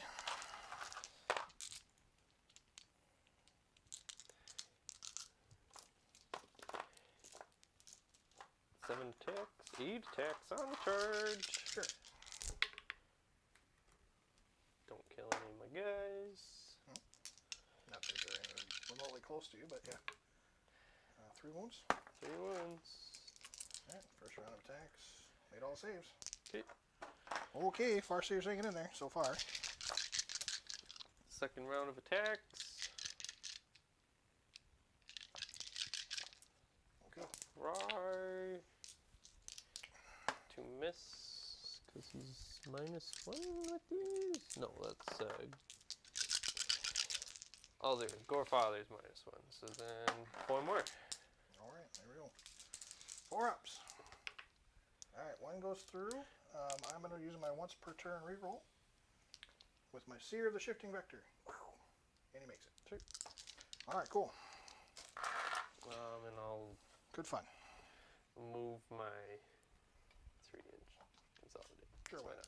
I'm done. Alright, so beginning of the turn, I hold 1, 2. So you have End of the turn. You 12 got from line Titan breaker, Slayer. Yep. And he's got 12 for Titan Slayer. So he's up to 20 for secondary. Oh, yeah. And I got Linebreaker again. Yep, I got you. Yeah, in you there. got that. Okay, so Yeah, start of my turn, I'll get a CP back. I'm at Yep. 3. Craftworld turn 2. Now, I'll have 1, 2. This is not contested because your objective secured. So I'll still have 2 objectives, and you have 1. I hold more because 2, 3. I Okay. hold 3. So Well, no, I'll we get tie, 5 points but right now. yeah, we're contested for your objectives. What's contested? We have 1, 2. 1, 2. Oh, I have You have the third one my because that's bad. objective. So yeah, so I'll get 5 points for primaries. Kate, what did you get for primaries? 0. 0. He got 0. Yeah. Because he Cool. only held the 1. Well, it potentially means I could win the primary game, I guess. Potentially. I'll have to get kind of lucky but, here. Yeah. Now, I don't remember what the stratagem was, but I need to be able to fall back and shoot. So,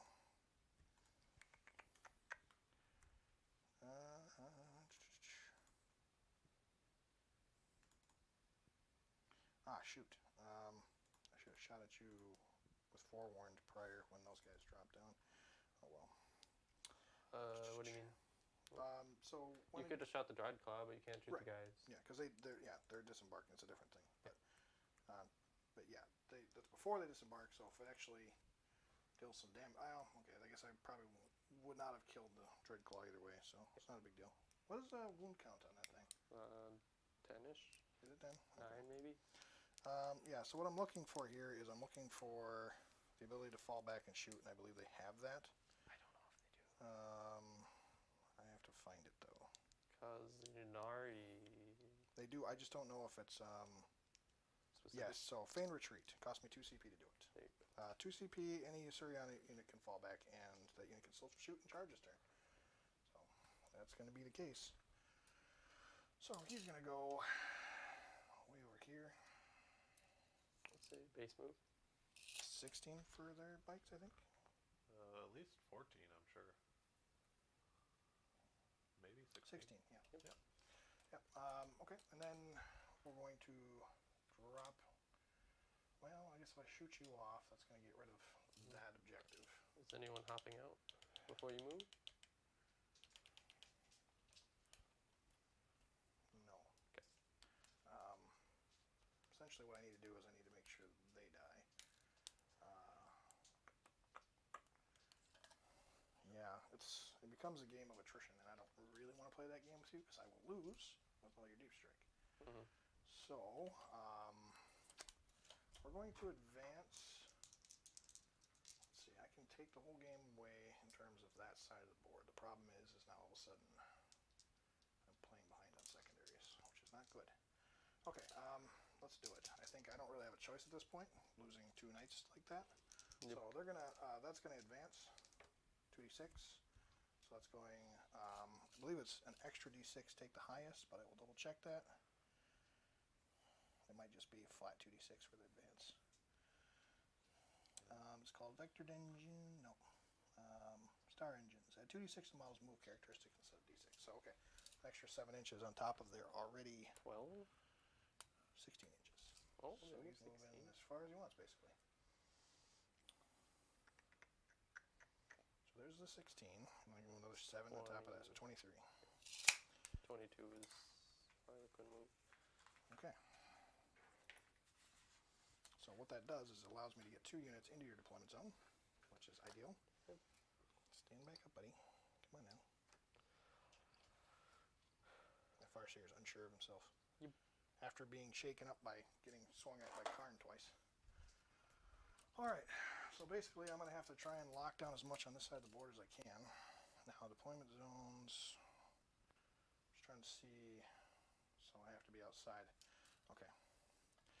What I'm going to do is I'm going to do this. Here, hold 2 objective. He's with the going to wave split circuit. and hold 2. Yeah. Might as well. Okay. And actually what I'll do, I think in this case it's probably worth dropping the Dire Avengers from that unit. So before he moves, what I'll have done is just drop them out.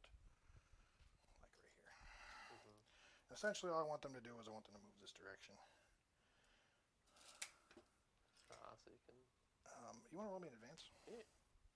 They're not going to be able to shoot you. But 4. okay. So that does add a little bit to spread out what can deep strike and what can't.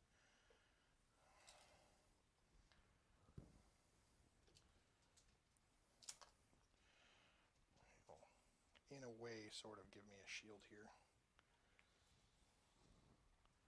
And then he's just going to finish his move inside the Avengers there, like so. So only holding the one objective? Because the only way you can hold both is if you're the long way.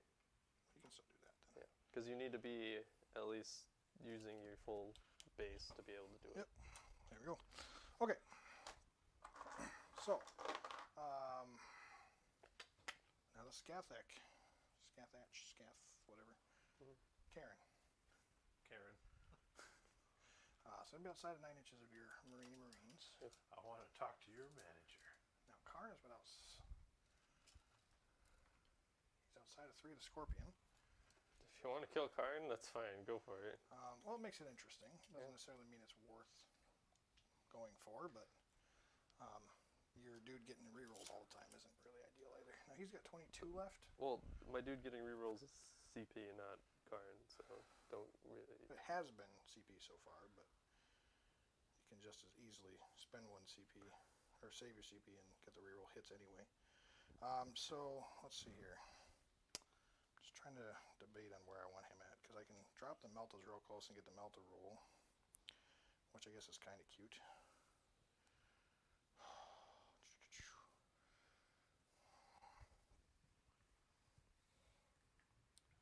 Yeah, so I have to drop him within 12 of you in order to benefit from that, which is not really what I want. Well, you can still charge too. Fists are still good in combat. Just say he can charge you. Yeah.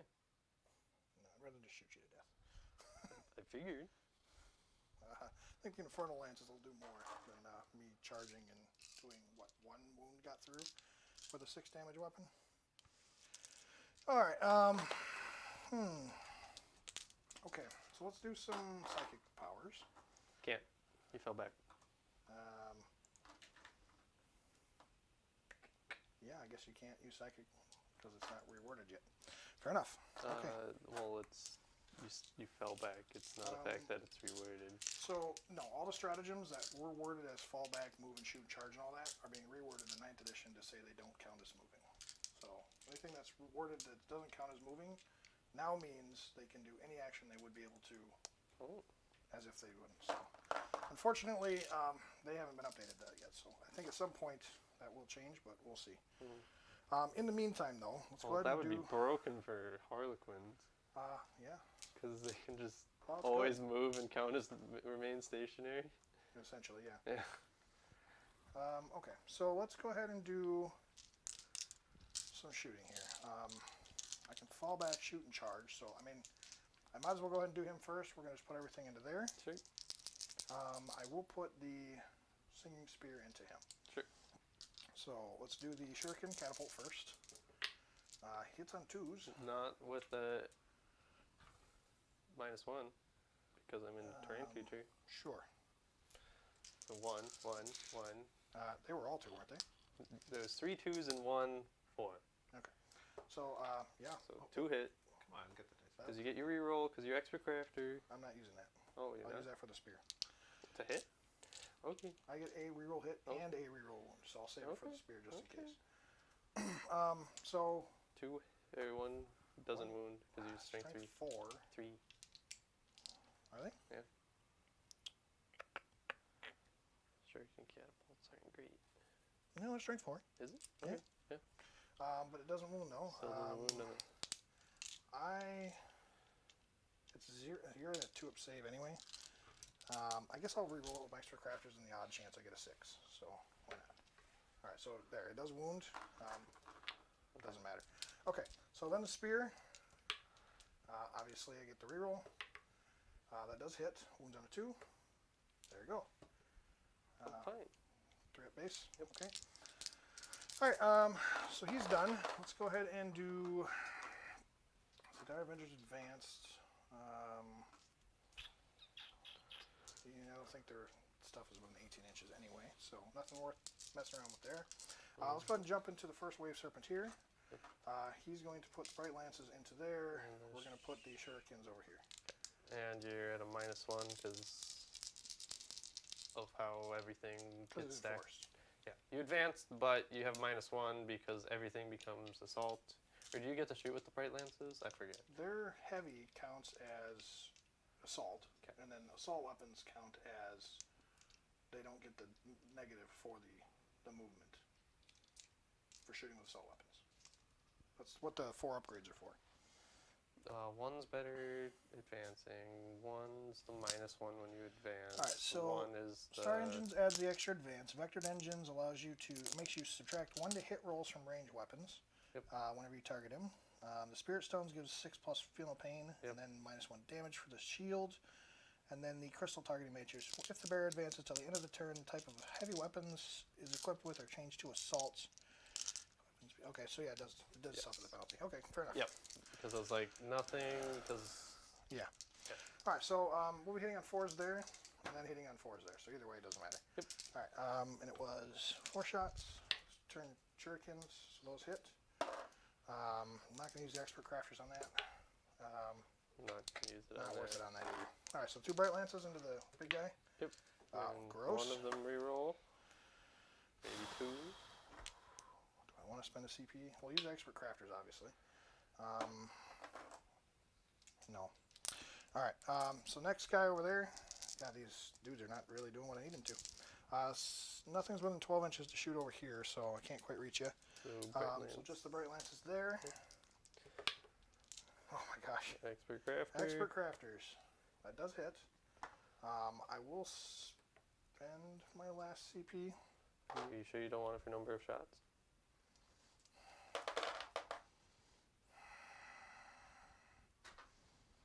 I don't know. It's a tough one.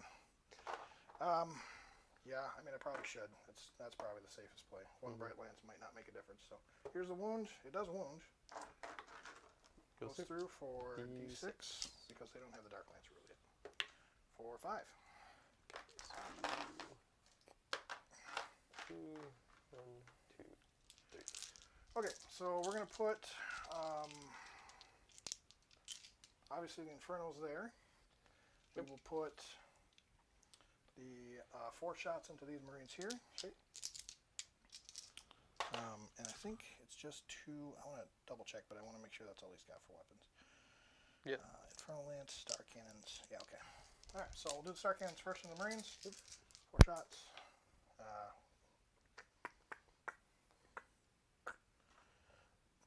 You don't want to waste it. I kind of want to wipe them, but they get I can saves fail on morale. 6s. Well, let's see here. I hold 1, 2. I'll probably hold 3. 1, And 2, you're gonna hold 3. 1, 2. Okay, so yeah, it's not worth it. All right, here we go. 3's the wound. 2 saves. AP -3 or whatever. Make 1. Definitely not worth it. 1 dead dude. All right, so now the 2d6 from the Infernos. 3. 7. Yeah, we'll spend the CP to reroll this one. Oh gosh, It's really? a 5. 5. Gross. Yeah, no, you never reroll average in my opinion. It wasn't average. It was a It little was. That was average. 3.5 was average. No, rolling 2 dice into a 7 is average. Actually, hang on a second. When you reroll a number of shots, do you have to reroll? It's 2 guns. It's 2 different weapons. Okay, fair enough. Anyway, so 5 shots hitting on 3s. Crafters. Okay. And then wounding on 4s. Strength 4, 8. unbelievable. Expert crafter. Unbelievable. Wounds. Goes through. D6 for 6 damage. Oh, that was gross. Okay. So let's go and do some charges here. Because I don't know what the hell happened, but the Scorpion is just doing whatever it wants to do all game.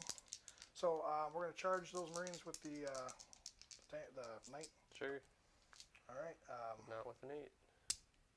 Because you shouldn't be within 9 of me because you deep strike. Yeah. Okay, so no. The Farseer will charge. He gets there on 11. And that was from your stratagem? What do you mean? I can still charge, so that's what you're asking, yes. Yep. And then I might as well charge that as well. Mid advance. Fair enough. So, okay, yeah. Let's see what the Farseer can do. 3 attacks from the Farseer. This game's going to wrap up pretty quickly here. Scorpion surviving as many turns as it has is not good. Not good. All hit. No es bueno. All wound. All right. One dies. Yeah. Not cool. All right. Gross. Nothing I can do about that. So. So, end of the round here. Did you get Line Breaker? He does. Yes. I got 4 points for line breaker. You lost what? 1 Marine from that squad. Yep. So you're still objective secured. Yeah, this is really going out the window real fast. All right, cool. Well, and I'm out of CP too, so now that thing can charge me and I can't overwatch it. Which is what I was supposed to save the CB for, but I forgot about that. So it is what it is. It's all right. We'll have a short game today. Yeah. We'll have a short game today, and then that Scorpion hopefully never see on the table again. But I get to Ever, run more. ever see I it will again. run him plenty of times. I won't be on the channel. I've played against it It'll be before, banned from and the I've channel. destroyed it turn 1. True, No, but that it's was possible. That was back when he had 20 wounds. He gained eight. That is true. It's far too I strong believe for that a was 500 8th point edition. model, It's but it's what do you do? He is a big target. GW updated a lot of things, and they either swung and hit like really hard, or they swung and completely whiffed on a whole lot of stuff. So this is one of the ones they hit really hard on, which honestly was good before. It was how I see it is they made it more defensible but less offensive than it was. Offensive in shooting. Yes. No, it is worse in every aspect. It's 7 attacks in melee It used to be more. It used to be worse. at strength 16, AP -4, 6 flat damage apiece. He used to have more attacks. Nothing that shoots a demolisher cannon, and 15 shots. At strength and- 5, AP 1, and 2, 1 damage. 2 heavy, like super heavy flamers, has any right or business to be getting 7 attacks at strength 6. Alright. It's fine. It's What are you getting for primaries, What do you do? Kade? I max for 15. you hold 3. I hold 1, 2, 3. Okay. Yeah, I couldn't even kill a 5-man Marine squad to get him off an objective. How about that? That's rough. Yeah. And you're at 4 CP now, Kade? Gross. Yeah, should be. Yeah, 3 to 4. So Cade's going to do his movement here. Pretty much everything at this point can just come in because it's irrelevant. My army's pretty much almost gone, so Cade doesn't even need to play safe anymore. I just kill. Well, if my stuff isn't completely dead this turn, I'll actually be relatively surprised. Kill main burn. Push button I on them. imagine most of it can. All right. Get my last button push. Karn will move his 6 or 4 inches this way. He wants to action. And that was your 3rd button push? Yes. So Mars, we were talking sisters earlier too. Sisters of Battle, and we're still waiting on our Paragons and stuff like that to come in. But once those come in, that'll be definitely something we'll be adding to the channel pretty quickly. I'm actually really excited with Bellicor getting his rules. It'll be fun to put the sisters up against them with their new codex. Yeah. Have they previewed the codex yet? For the sisters, Yeah, is It's already the out. entire thing leaked? it's already out. People already have the codex and the Paragons. People are painting, like they have people post painting Okay. Morven Vol and all sorts of stuff. And it already. still doesn't say minimum 1 for their ability? For- Damage? No, they haven't fixed their sheet yet. Wait, minimum 1 for the damage. What do you mean? Oh yeah, They reduced damage by 1, but it's yeah. not You're to a talking about the minimum codex in terms of what it's worded. That's the actual wording for it. Still, it hasn't changed yet. one? Weird. One rule. So rules is written, you can reduce it to 0. I'll just keep them here. It's not. I mean, like a Dark Lance will rip them in half. It's certainly not But- intended, and I think people know that. But people like to take advantage of that kind of stuff. So it's unfortunate, but we'll probably be seeing people out there like fighting Well, back and forth about this for a They while. seem so weird, though, because with their 80 points... Well, are they? According to their data sheet, they're 240 points. Well, They it's need to fix 240, it. but it's for 3. Well, it says a unit size of 3, but it also says in their data sheet when you're taking them, Yes. it's 240 points per model according to what the book says. which is why it's messed up. Yeah, so that's probably a misprint. It is but definitely a misprint. There's a similar thing like with the Crypto Thralls for Necrons. It says the unit cost is 40. Yeah. Clearly, it's a mistake in terms of what GW is doing, and it's something that's easy to fix. Hopefully, they won't wait too long to figure it out, but it's stuff like that, though. Hopefully, people don't, like, I know people like to sit and dissect rules and stuff, but hopefully people don't start trying to take advantage of that, because that's clearly not what it's designed to do. Nobody's going to spend, what, 700 points? 700 points on 3 Paragons, when a Dread Knight costs like 150 points. 160 or whatever. Right. So, and they're not even comparable in stats. I mean, don't get me wrong, Dread Knights aren't great, but Aren't they, like, Paragons aren't as strong. Cheaper now? Dread Knights? Yeah. They reduced the cost. They're like 120 without weapons. Grey I Knights think. didn't get reductions at all Yes, they did. this time around. No, they got new. They got reductions. Cade, I'm telling you. So Grey Knights got a chapter-approved update for the 2021 chapter-approved rules, but they also said that you cannot use those rules yet until the Codex drops. Okay. So the changes to any points is irrelevant until the new Codex comes out. Because they also came out with another data sheet you can click on, which gives the new point costs for the current Grey Knights with their Codex. So what it did is it made all Thousand Suns and Grey Knights the same current cost they already are until the Codexes drop. So it's not, GW's really doing a lot of messing around with stuff, and they're not making a whole lot of sense while they're doing it. But hopefully they fix that before long. So I've already added in all the end game stuff, but it's currently 35 to 9. Hey, I might get another primary. Probably not. I honestly, if Cade really wanted to, I think this turn he could probably wipe me off the board. Shooting phase. Karn.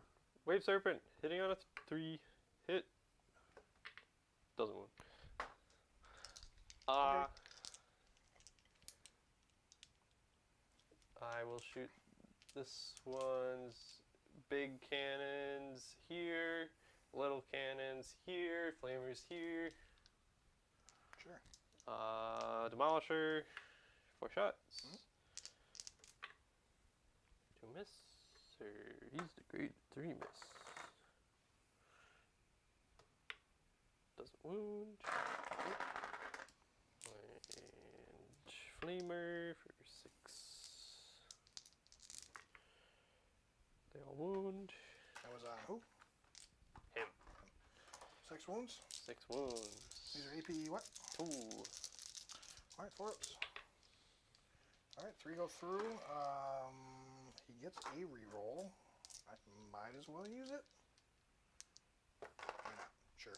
Alright, so 2 go through. What's the damage? Just one. Oh. So he takes 2. That's the thing. He's anti-infantry is what his guns do. Sure. They're not great at killing and... Oh, shoot. Yeah. Let's just take that many. I don't know, 6-2-1 is still pretty good. Alright, these are 4 on more. who? Same dude. Same dude, okay. Alright, so he takes 3 more. So he's taking 5 in total. I believe they have 6. I'll double check that for you. You are an Eldar. They do have 6. On the one. Alrighty. He's okay. He'll be fine. Bolter him in the face. Sure, why not? 1 hit. Okay. They can't shoot over there. Can't shoot. Charge phase. Hey, drinks all around.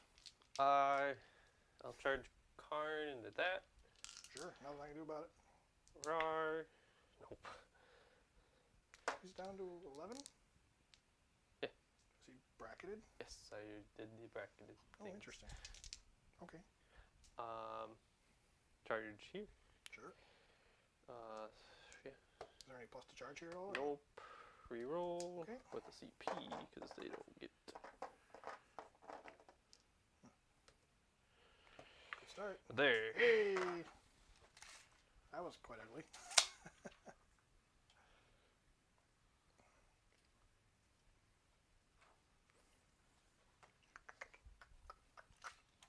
So what could have been interesting about this turn, not like realizing that I whiffed completely on my wound rolls with the Wraith Knight. I could have put him back here, and the Scorpion wouldn't have gotten to him. But the problem would have been I just would have been delaying my own inevitable downfall. Well, then I would. Yeah. I mean, you still get a 3d6 You could have charge. killed the scorpion at best, but It would have been flailing around for a lot of nothing, really. yeah. So it And wasn't- I would have just charged. I would have shot at him instead. And Yeah, I mean, with both the Wraith Knights going down literally within a single turn of each other, not even in pretty much the same turn. I'm gonna charge That's my too much. Terminators into the other Wraith Knight. Sure. That's an 8 roll. Terminators into the Wraith Knight. Or not the Way Serpent. Oh, the Wraith Serpent. Okay. And I make it with a 11 Sure. because my dude's spy him. Yeah. Why not? Why not? Sorry.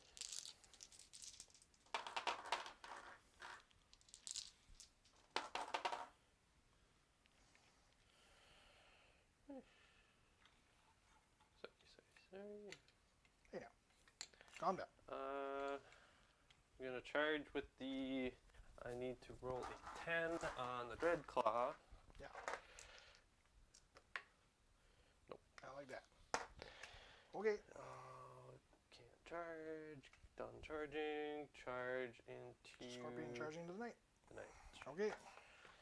Have at him. And the Farseer. Sure. I'm there. Hey, wow. That's like we almost saw that coming.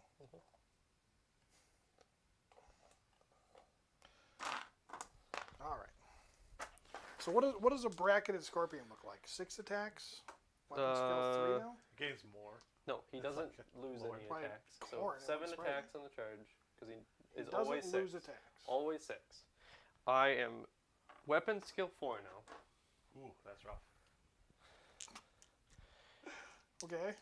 And that's about it. Basically, the only thing that degrades is my movement and my weapon and ballistic skill. Well, So- he's going to use Demon Forge. Demon so let's Forge. see if he hits and wounds with everything, which he probably will. And there's nothing I get to do about that. Is he at 18 minus 4 or 3? He is AP 4. Okay, so yeah, hit and wound, he's off the board. Toot. Well, you keep doing that, I might actually survive. So he takes A lot. 24. 24, that's enough to kill him. Does he blow? Hey! He does not. I like that. Alright, cool. That was fun. AP4 is it? Yep. AP4. See, if it had a 2-up armor save, he'd at least get a 6-up armor. Yeah, they don't.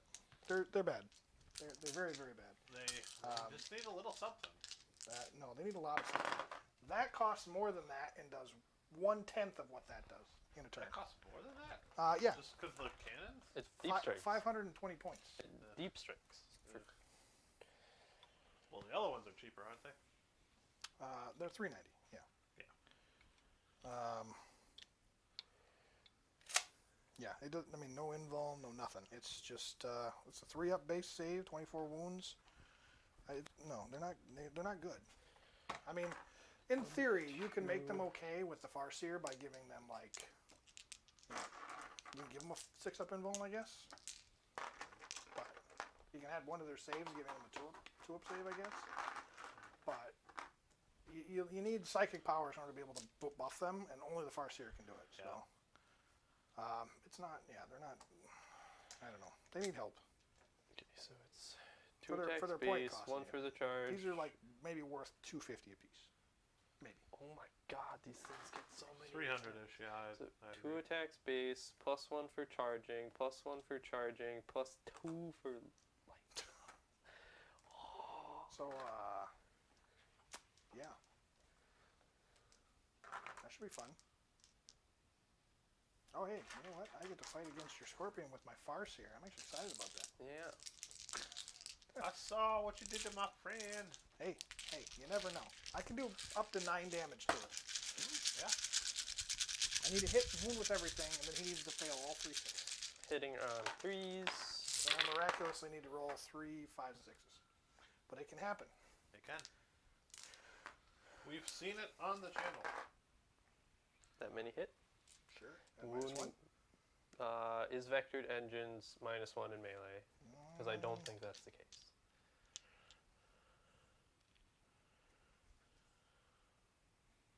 Oh, it is ranged weapons. Yep. Yep. Because yeah, I'm fairly certain it was only Fair range. enough. And I They wound can you. lightning fast, and that's what lightning fast is for. Yes. Wounding you on 5s. Sure. Rerolling all wounds. Rerolling all wounds. Well, that was a healthy number of 5s and 6s. It's probably half the attacks. It's pretty good. And then Just under half, I think. no, this is not even half because I get a second round with these guys. Well, But yeah. I mean, I'm just talking about so far. Yeah. No, it's At insane. AP -2, more than a good chance this thing is toast. Even with the so -1, it wouldn't have made a mess. That many saves on your wave serpent. So far, right? So we get far. to do it again. To get to, Hey, if I need to. AP -2, so it puts me at 5 ups. Mhm. That was actually a pretty good roll. Yeah. How many wounds? So I took 2, 4, 6, 7 so far. 7. Didn't kill him. Gentle pains. That's a Only weirdly 6. cocked die. Yep. 6 damage. Take 6 so far. Down to 3. The 13 wounds apiece, so it's down to. No, that one's down to 9 already. I shot at that one before. Was that the one you're fighting with? That's the one I'm fighting. Oh, I thought you were fighting. No, with I'm fighting with okay. that was the. Fair enough. That's the Red Butcher Terminators. That was the Red Butcher Terminators. Gotcha. I was thinking for some reason we're doing this, but fair enough. Hey, Mars, while he's doing all the rest of his attacks, you want to throw the other camera on? Give me 1 second to turn it on here. There we go. It's on. And. Alright. Ready? Red Butcher Terminators Okay. with lightning claws are nuts. I love them. Not great this time. A lot of 1s and 2s to hit. So we're scanning the field, and then that, and that is all dead. All dead. All dead by the scorpion. All dead. Alright. That was fun. I'll switch her back. 5 wound so far. Rerolling all my wounds. 3 more. 8 wounds. What's more amusing is does this all happen over the course of 2 turns? Not like the game. It's like 2 battle How many battle wounds is rounds. That's how many wounds? Yeah. These are AP2 again? Yep. Alrighty, so Taking 6. You need to save 4 of them. no. Do you blow? Does it blow? It's a shame you can't pop the Serpent Shield as it dies. It does blow. Hey, D3 damage to the termies. For 1, we'll check the range on those guys, probably. It's within 6. It is within 6. D3 to them. Hey! And they take 2. So 2 dead dire Avengers. Alright. Well, I take 2 mortal wounds, so I'm actually just going to take my Exarch. Saves me 1 more body. Why not? Okay. Cool. So then that wave serpent's done. So Yeah. So now the 1 attack base. 2 Now the warp talents. charging plus so now they get what is it? 4 attacks piece. 5 attacks apiece. So it's 1 base plus 1 for charge Plus 2 1 for for lightning claws plus 1 for corn. So 5 Yep. apiece. Gross. Or for world leaders, but yeah, 5 apiece. Yeah. And I'm spending 2 CP for 1 to give me Plus 1 to wounds. Veterans of the Long War, And then the other and one's 1 for 6s are Death to the False Emperor. that does nothing because I don't not Imperial. I get Death to the False Emperor against. So you're doing a Death to the False Emperor against everything. Yes. World leaders get 1 CP Death to False Emperor against everyone, but if it's Imperial, make it 5+. It's just better against the period. That's interesting and weird, but sure. It's corn. It makes sense. Death to the false. Everyone. Well, that corn, they don't care Death who to they're false fighting. things. Yeah, Death just to kill everything. everyone. You're false. You're Trixie. You're false. Let's kill it all. 8, All right. 9, 10. So lots of dice. Yeah. Let's see if I can hold this many. Not that he needs that many, but Well, see if he can hold this one's not wounded. but these guys get what? Twice the amount of attacks Terminators did? Twice. Equal. Twice. Because there's 5 of them when there's 10 of these guys. They attack twice, so similar. Oh, okay. Fair And they have more base attacks, so Okay, fair enough. Let's see, I died by what, 4? I needed to make 4 more. I rolled pretty well to start with. So Yeah, you roll high. yeah, I don't know. It's still pretty dead. Here's the thing. I don't think Kade has ever charged a vehicle that's not a Titan with the warp talons, and they haven't killed it. Well, Yet. I've charged vehicles and I've killed them. What's what I'm saying. You haven't not killed a vehicle yet. I've killed whatever that thing's called. Yeah, the Stormfang, which was the most surprising thing. The Stormfang got overkilled by Killed I the feel it's the stratagems you keep dumping into them. Well, that's part of it. Oh yeah, no. Warp talons Number are of attacks are a lot to do with it, too. extremely CP hungry, but they kill. They They murder. don't have to be CP hungry. But I you can get make them. 7 more extra attacks. Look at all them. Ouch. And then these wound down 4s. Rerolling everything. Hey, dropping dice. There's one more. Here we go. And these are rerolling wounds as well, so yeah. Gross. You know what I do get to do though? What? One thing that Kade doesn't get to do is I get to fight the Scorpion with my Farseer. Yeah. Yeah. I can't kill it, but I can fight it. Reroll all these guys. Alright, let's get him out of here. That did blow up. Took nothing with it. And a lot more. Yeah.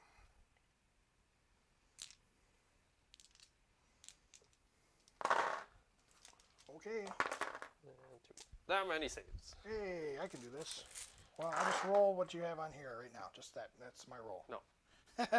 You might live that way. Well, I had to roll high. That's not fair. It's not fair. What do you mean it's not fair? That Scorpion just killed 3 dice. Not fair. Alright, there's one that fell out of the box here. Not off to the worst start in the world. Quite a few 5s and 6s in here. Okay.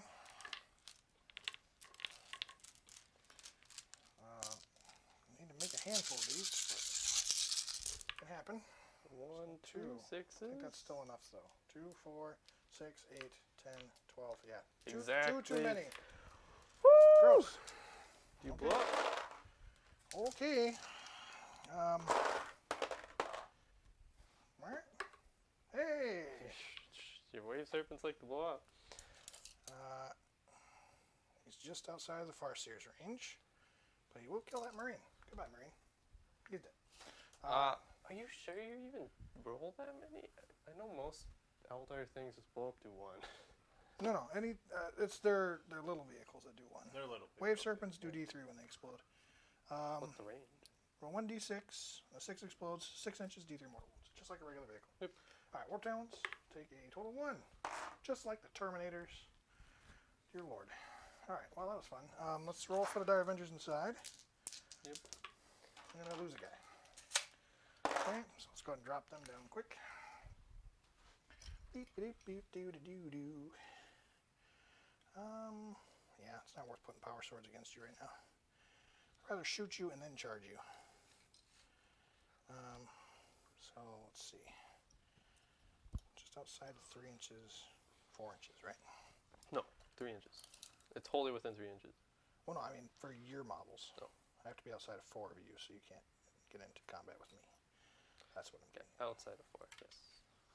Okay, so they're outside of 4. Everybody's outside of 4. And he is wholly within 3. And still outside of 4. Okay, cool. So, can't get into base with me, but I can't get into combat with me, but hey. It's, I can get 3 guys in cover is the main goal. Hey, cover saves. Yeah. That's always nice. Okay. 2 guys. I got 4 guys in cover. Alright, so the goal of this game right now is take out the Scorpion, and that'll do her. You can try. Cool. Yeah. That's what's gonna Roll happen. your attack. So 3 attacks with the Farseer, hitting on 2s, winning on 2s. Alright, I'll go through. Invuln saves. Don't you get an extra attack? That is my extra attack. They're only 2 base. Oh. Oh. 1 goes through for D3 damage. Hey! For 2 damage. They're super duper duper not good in melee. Okay. The one trade-off is their D3 damage, which is kind of cute. Okay, so here's the thing. Let's go ahead and I guess finish up your turn. So I lost a guy here. Did you get line breaker again? Actually, no, I don't have to lose a guy because I can just take a... No, I do have to lose a guy. That's right. Yeah, so 4 down there. And then... Yes, you do have to lose. He'll max. He'll have probably 100 points by the end of this game. At this point, it's just me trying to kill a scorpion, and that's pretty much it. So it's down to 9. Maybe I can do it. Maybe. Probably not, but Maybe. you know, You can try. I've done a grand total of what 19 wounds this whole game. 19, 20, 21, 22, 23, 24, 24 wounds this game. 25, 26. 26 I imagine you got wounds. 0 primary. Yep. Yeah. Yeah. It's hold 1, hold 2, hold more, or hold 2, hold 3 or more, and even then, technically the scorpion still counts. Alright, I'll give you your 1 CP. Hey, drinks all around. Come at me. Oh, and you don't even have smite. Well, I get a CP back. He does not have smite. Yeah. So, I can't spend CP to fall back, so that's irrelevant. I can do some psychic powers. I guess cast Doom on him. Sure. Sure, why not? Doom it is. Got a Doom on a 10. Goes off. Cade's out of CP. He is affected by it. He's doomed. I'm going to... Oh, I don't know. Yeah, we'll guide on... Himself? Is it relevant? Reroll hits. He doesn't need it, though. We'll do guide on them. Because why not? And it goes off on a 9. Yep. Cool. Alright, so let's go ahead and do some stuff here. We're going to go ahead and move this way. That. I guess I probably should have done this before the psychic phase, but that's essentially all I wanted to do. So everything over there is irrelevant. We'll just do some shooting, I guess. Well, do you want to move them into terrain so you can get line breaker? It's irrelevant. Okay. Nothing I can do at this point will even matter points-wise. So it all comes down to killing that scorpion, and that's it. So let's do it. Well, these guys will shoot into there. Sure. Because why not? You know, so they're 2 shots apiece, which is, you know, okay, I guess. Yeah. And there's 4 guys, and 3 but guys the one does not have the shuriken catapult. And he might have a grenade. Can't shoot a grenade and their weapons. Yeah, you can't. Oh, no. No, it's one model can throw a grenade, and then you can shoot everyone else. Is that true? Yeah. You can't just be like, I throw a grenade. I knew grenade launchers did it, but I thought you give up all your shooting for No, all of that's one pistols. to throw a grenade. That's pistols. So every model has the option to fire all of its weapons, all of its pistols, or throw a grenade. Yeah, and it's model by model.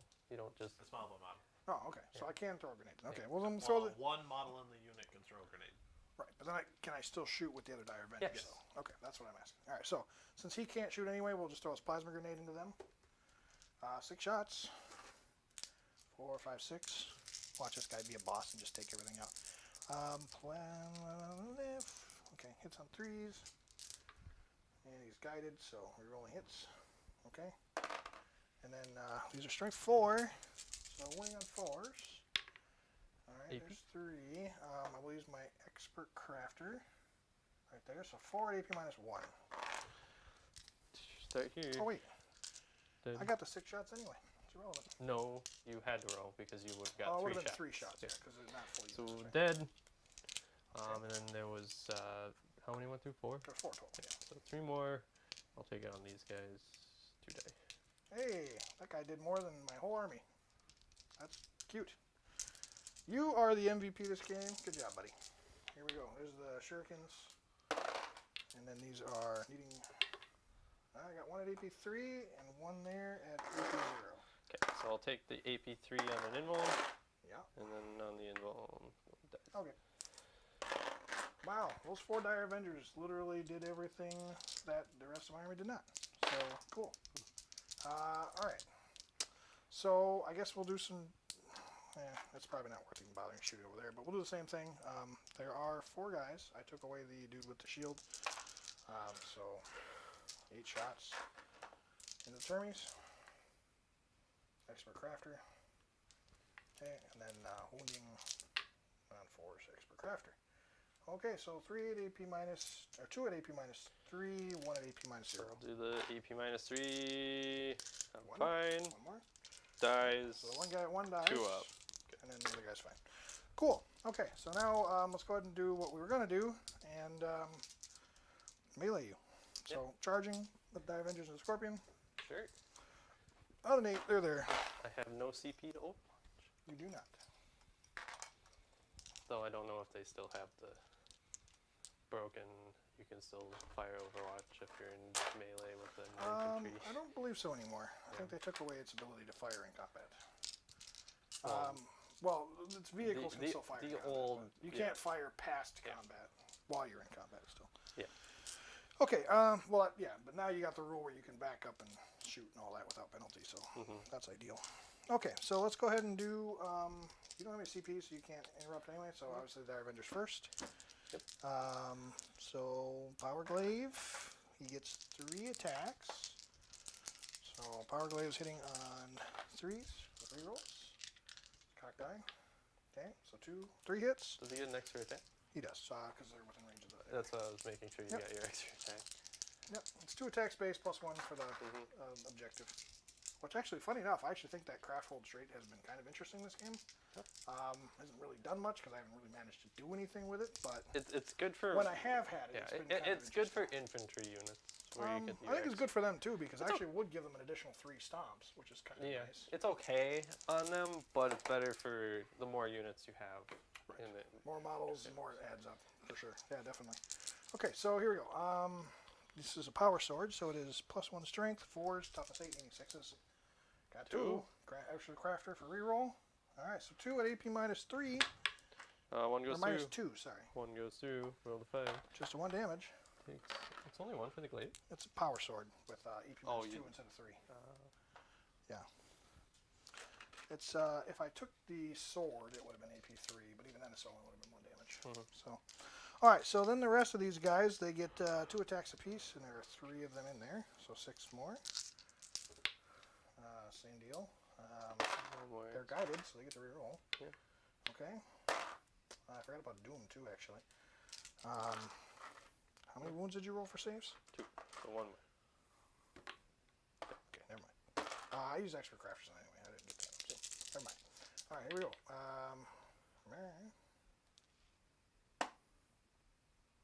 Oh, they all. That's right. They all hit. So those failed. Those failed to wound. Those 2 will wound it. These are AP 0. And then Doom, roll the other dice. Oh yeah, you're right. You're right. Nothing. Cool. Take nothing. Yeah. Farseer. No, you get to fight now. Die. All in Farseer? Okay. Cool. Die. Okay. If he fails 1, he's dead. All right, so 5 of them. 5? Okay. 4 up. I have a CP. You have your 1 reroll too. I do have a reroll. Yeah, doesn't really matter. So, yeah, we'll use it. He survives. That's weird, but sure. Cool. I might actually kill this thing after all. We'll use extra craft reroll. Okay, those hit. Winning on 2s. There they go. 3 at AP 0. Nothing. Oh, come on. And you die by shooting. Yeah. Yeah. Well, what would have been interesting would have been if you, well, I don't know. Oh yeah. I don't know. There's nothing super good here. My turn? Cute. I Sure. can fail morale on the talons. I don't. Yeah. Well, I'll go ahead and do the shooting. Get that done with. We might as well. Let's just find out if you end up killing the These first will charge if it matters. They're gonna charge over there. If you don't even want me to do They're it. already gone. That's a done So deal. let's just finish up do what's the over here. flamers into this guy. So don't lightning fast reflexes if it was an option. Everything else into the dire vendors. Sure. 2 flamers. That's a total of 10 shots. Indeed. Is this still 8 end of your wounds. turn? What's that? Is this still end of your turn? No, this is my turn now. It's, Okay. Yeah, it's Kate's And turn, I so. get another max Right, we're primary. Yeah. Yeah. We're just wrapping it up. We're wrapping Okay. it up. Yeah, it's a done deal So at this point. that many We're just into seeing the if I can make manage your to pluck off. saves. Um, Lord. He dies. it's a new turn, so I get to reroll one of them. Why would you reroll? Because he's already dead because he has 1 wound and he took 2. Well, because I can CP. You could CP roll, but you failed to save anyway. Yeah, So well, that's why I did the reroll. Yeah. So, okay, so that kills him. You roll for each unit. So, them first, they take D3 mortal wounds for 2. Them guys, they take 1. And then the scorpion takes just 1. And he's still alive. Did you get Linebreaker on your turn, Nick? What's that? Did you get Linebreaker on your turn? Yes, but it doesn't matter. You don't have to adjust points anymore. It's already done. Oh, it's fine. I got Linebreaker. 3 saves on them. On the Avengers or on the... Vendors. Sure. 3 up and going. They don't have 3 up in wounds. 5 up in wounds. Is it 5? That's 5 right, it's 5 for for the everyone. squad, right? Yeah. So 2 die. Or the Exarch dies. I will keep the extra alive. And then Demolisher Cannon for 5 shots. Nothing hits. Cause You bracketed? And -1. Are you bracketed to 5 up already? yes, I'm at 7 Yeah. because of your explosion. But Hey. that wouldn't apply till after, so It's... Every dice is done on a die-by-die basis. And then you don't consult the profile until the weapon goes to shoot. So yes, it would affect it. But it would only been the last, whatever, guns that were firing after. is that the case? Because then people could pull model 1 at a time and then you can't shoot at them anymore if that's how it's working. I don't know if Does a model stay at the same profile when it chooses the target, even if it does bracket during its shooting profile? or That's kind of a when weird does your thing situation. happen? So it happens when you kill the model, and he stays in combat. He stays alive. That's all it says. It says, I'd imagine you wouldn't bracket until all your attacks are Yeah, done. so then I had like it says the 3 first go. Or time if this you is would slain, be at a different thing at the time of you if attack. at least 1 mortal was inflicted as a result of this, the model is not slain but remains in play with a single wound remaining. That's all it says. Okay, so that many on him On the because I rolled 5s. Avenger? Yeah. Okay, this is the Demolisher Cannon. Yeah. Look at all them 5-ups right there, bro. Got it. How dead is he? Insanely dead. Too many dead. Okay. Yeah. Do some Charge stuff. phase. They're dead. Into him. Sure. I'm in. Well, you gotta roll. And- If you roll 2 1s, you're at a -2 already. No, because they fly and I can ignore it. And I told you I moved them, but I just didn't move them because we're wrapping it up. I see So what you're don't you dare pull this on me, because I see. So you would have moved them in the movement. I already told you I did That's that. fine. So Yeah, yes, that's and fine. you said that was fine because Yeah, we no, were that's just fine. wrapping it up. So I'm gonna start with them. No, you don't get to start with them. I do. No. Yeah, No. I have to. Well, then I'm just gonna remove him because Okay. we're not playing that game. He fights. The Scorpion fights or nothing. And then they're dead. That's the army. That's it. And that's it. Game's done. So Yeah. well, good good game. Yeah. It was not a. I don't know. I feel bad kind of for people that were watching this because I was hoping it was going to be an exciting game. You got right, thanks. But we really had no idea how this game was going to go. Well, I had. There was only 2 ways it was gonna go. The thing is, the Scorpion would have died.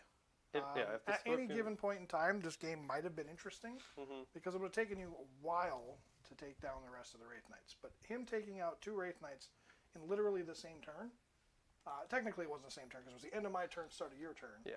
Well, a battle round worth of turn. Right. So a full round worth of turns. But that's way too much. Yeah. No. The only way I think. 800 points off. 760 points off the board, turn 1. 780 points off the board, turn 1. Yeah, that's absurd. That's the thing. That's absurd. What I think you should have done Uh, would have been you had 1 get into range, or you have both go towards the Land Raider, and then I can maybe get it in one, and then you get to combat me, because you want to have the fights in your favor, and when I get to charge you after. Well, the thing is I wasn't anticipating 7 attacks. I, for whatever reason, was under the impression that it was only like 3 damage and like 5 attacks. No. 7 attacks at 6 flat damage. It's a Lord of That's Skulls. twice the amount of attacks as one of them, almost. That does the same strength, better AP, and the same damage. And it shoots way, way better than they do. Not really. Yeah. I get a Demolisher Cannon and a bunch of anti-infantry. They get 4 shots at strength 6, AP 3, D3 damage. That's it. Well, them. Yeah, but you're also 200 less points. So if you add 200 more points, you would have enough guns to be on par. They're cheaper than mine. They are cheaper. They need help. They need a lot. They need help. Yes. No. I 100% agree. I think they should get a role like the Wraiths here got, where they ignore AP base, so you have to shoot big guns at them. Well, there's that, and or you can make their D cannons. You can ignore their damage, or yeah.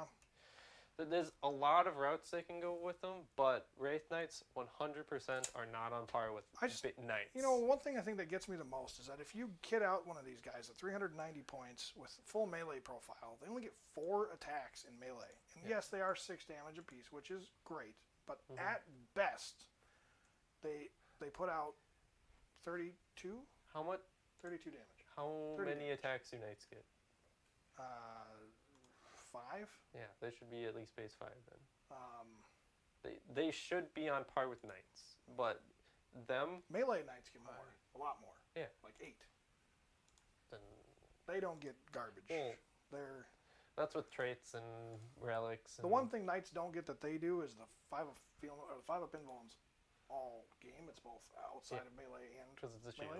shield. I kind of want their shields to be like storm shields, so the shield is what gives you a +1 save. And yeah, I think there should be a 5 up base, and then have an ability to take something that gives them a little better saves. Or if it was a 5 up base with a +1 to reduction or something like that. Yeah, they need a rework. Yeah. I've always vouched for Wraith Knights needing a rework.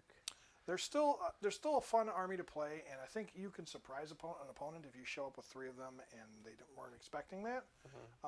When you play games like this where it's Titan versus Titan, though, they like you said, I would have needed to trickle them in one at a time, and fight on my own terms. And even then, the fact that I rolled in there with 4 attacks, even with the 5 attacks, it wouldn't probably have made a huge difference, and only managed to do 6 damage.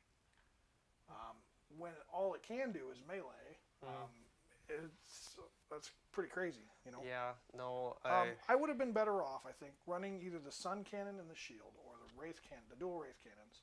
The dual Wraith Cannons would have been nice because I could have sat back and shot the Scorpion all game without taking. That's the thing. Then if I get too close, but you get to charge me, you still have a decent amount of attacks. That's right.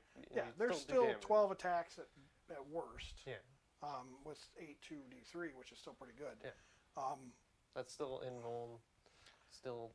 Yeah, they're in a spot where like. No, they have their Wraith. They potentially can do stuff. They have good punching. Right, but then it's only 4 attacks at strength 8, AP 2, 6 damage. D6 damage. Is it D6? D6, yeah. Oh. So it doesn't really amount to being better. It's better against strength 5 or 7, but. Well, it's all strength 8, no matter what. Even your stomps? The fists and the stomps are both strength 8. Oh.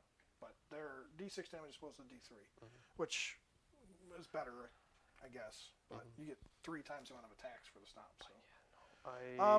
I love what they did to the Scorpion. This could have been an interesting game. I think the Scorpion would have needed to die. Focusing the Land Raider, yes, makes sense. Well, the thing is, but it was the fact that I was able to just walk my Scorpion over. Bounced off one into the next. And actually, funny enough, had I not made that charge, I almost would have been better off. Yeah, because I wouldn't have made the charge, or I might have made. Well, the thing is you would have had to go for one or the other.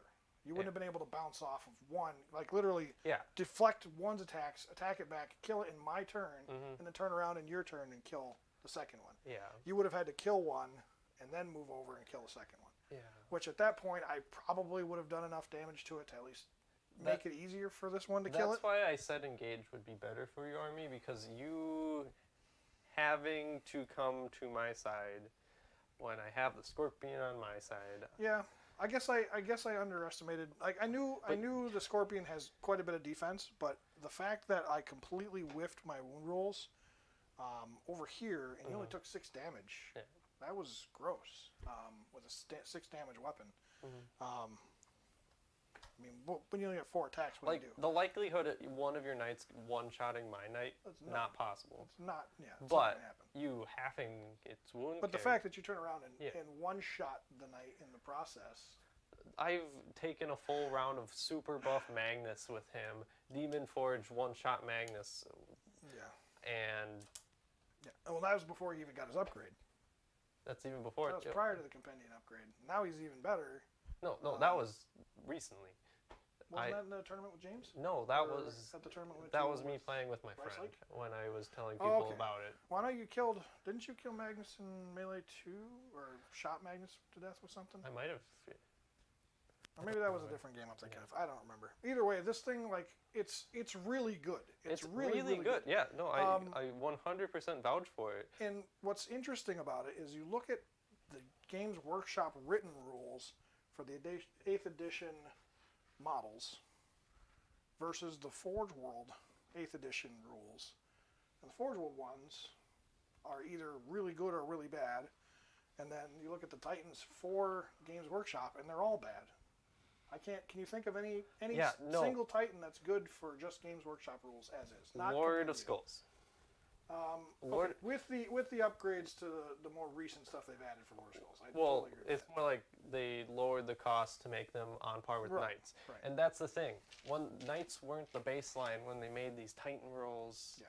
So when they made them weaker because Well, they actually made them before they even made Chaos Knights and regular Exactly. Knights. no, that's what I'm saying. Like they happened before knights, so they didn't have rules like a There baseline. wasn't anything to compare them to Yeah. at that point, right? So it's like, well, like how do we make them so they're not as overpowered? Because what in 7th were they just wiping units off the table? These things, Yeah, I with their think weapons, they had a D weapon that literally you didn't even do damage. You just picked the model up. I think Literally they're removed it from the still table. And paying that's for those sins. I think so too. 7th Yeah. edition. The Tau and the clearly are D-weapons. too. You look at Tau and they suffer the Yep. same problems. Was the storm surge for them? The Storm Surge was a Had the D problem, weapon? but the Riptide was the biggest problem. Well, the Riptide didn't have a D weapon, did it? No, it didn't have a D weapon, but the Triptide list is what killed 8th edition for Tau. Right. And Yeah. funny Well, enough, that's for a they different made the Riptide the only good, real solid unit in 8th edition for Tau. But I feel Even the, though the rest of everything Storm else was Surge kinda is meh. in the same boat where it's just paying for the sins of having a D weapon in 7th. It didn't. It wasn't a D weapon. It was kind of like a D weapon. It's 7th edition rules. Actually, funny enough, we actually have the codex. Let me pull that Because out. what was this? Tau and Eldar who had the Titans with the D weapons. I want to say this was the that were 7th just edition rulebook. dominating I think this was the meta 7th edition one. because you didn't even roll; it just deleted models off the table. So there was no Lord of. Yeah, where I could see them kind of Skulls. doing D weapons again, but in the fact that it's you just can't ignore the damage. Well, when That's not 8th the right edition one. first came out, everyone was saying that Mortal Wounds were the new D weapons, Mhm. which kind of true. You don't really get saves against Mortal Wounds, at least not most things don't. I would like to But they see also don't just remove models; Yeah. like, they just deal damage. where I could like Nightbringer, for example. I consider that would make a great D rule because like you don't get saves against it, which would make sense for that kind of a weapon. But he can also still roll ones for his damage, That- and yeah, that's fine. not even So kill here's anything. the 8th edition or Which 7th should be edition Storm removing models Surge. off the table. No, you should And never that's just the be, thing. I delete that model. So- But Never it should be you just can't stop the damage. Like you can't. There's no save against Yes, this. you still have to force them to dig through the body. All right, so the Storm Surge had the 4 destroyer missiles. So let's take a look at what those do. Destroyer missiles were 8-1 heavy 1 use only. There was no damage type back then, so they one-shot stuff because AP minus the lower your AP back then, the better Yep. you were at killing stuff. Then they had the pulse blast cannon was the other one. So let me take a look at that real quick. That was a D weapon at 10-inch range. So it did have a heavy 2, D up to 10 inches with AP -1. Was it only 10 inches? What? Yeah, so it's 3 profiles. It's 30 inch, 20 inches to 30 inches. It's 9.5 heavy 2 large blast. It was 10 to 20, 10.3 heavy 2 with blast. And then its pulse blast cannon profile with the D weapon was up to 10 inches, strength D, AP -1, and then heavy 2. So if you got close to it, then it would D weapon you off the table.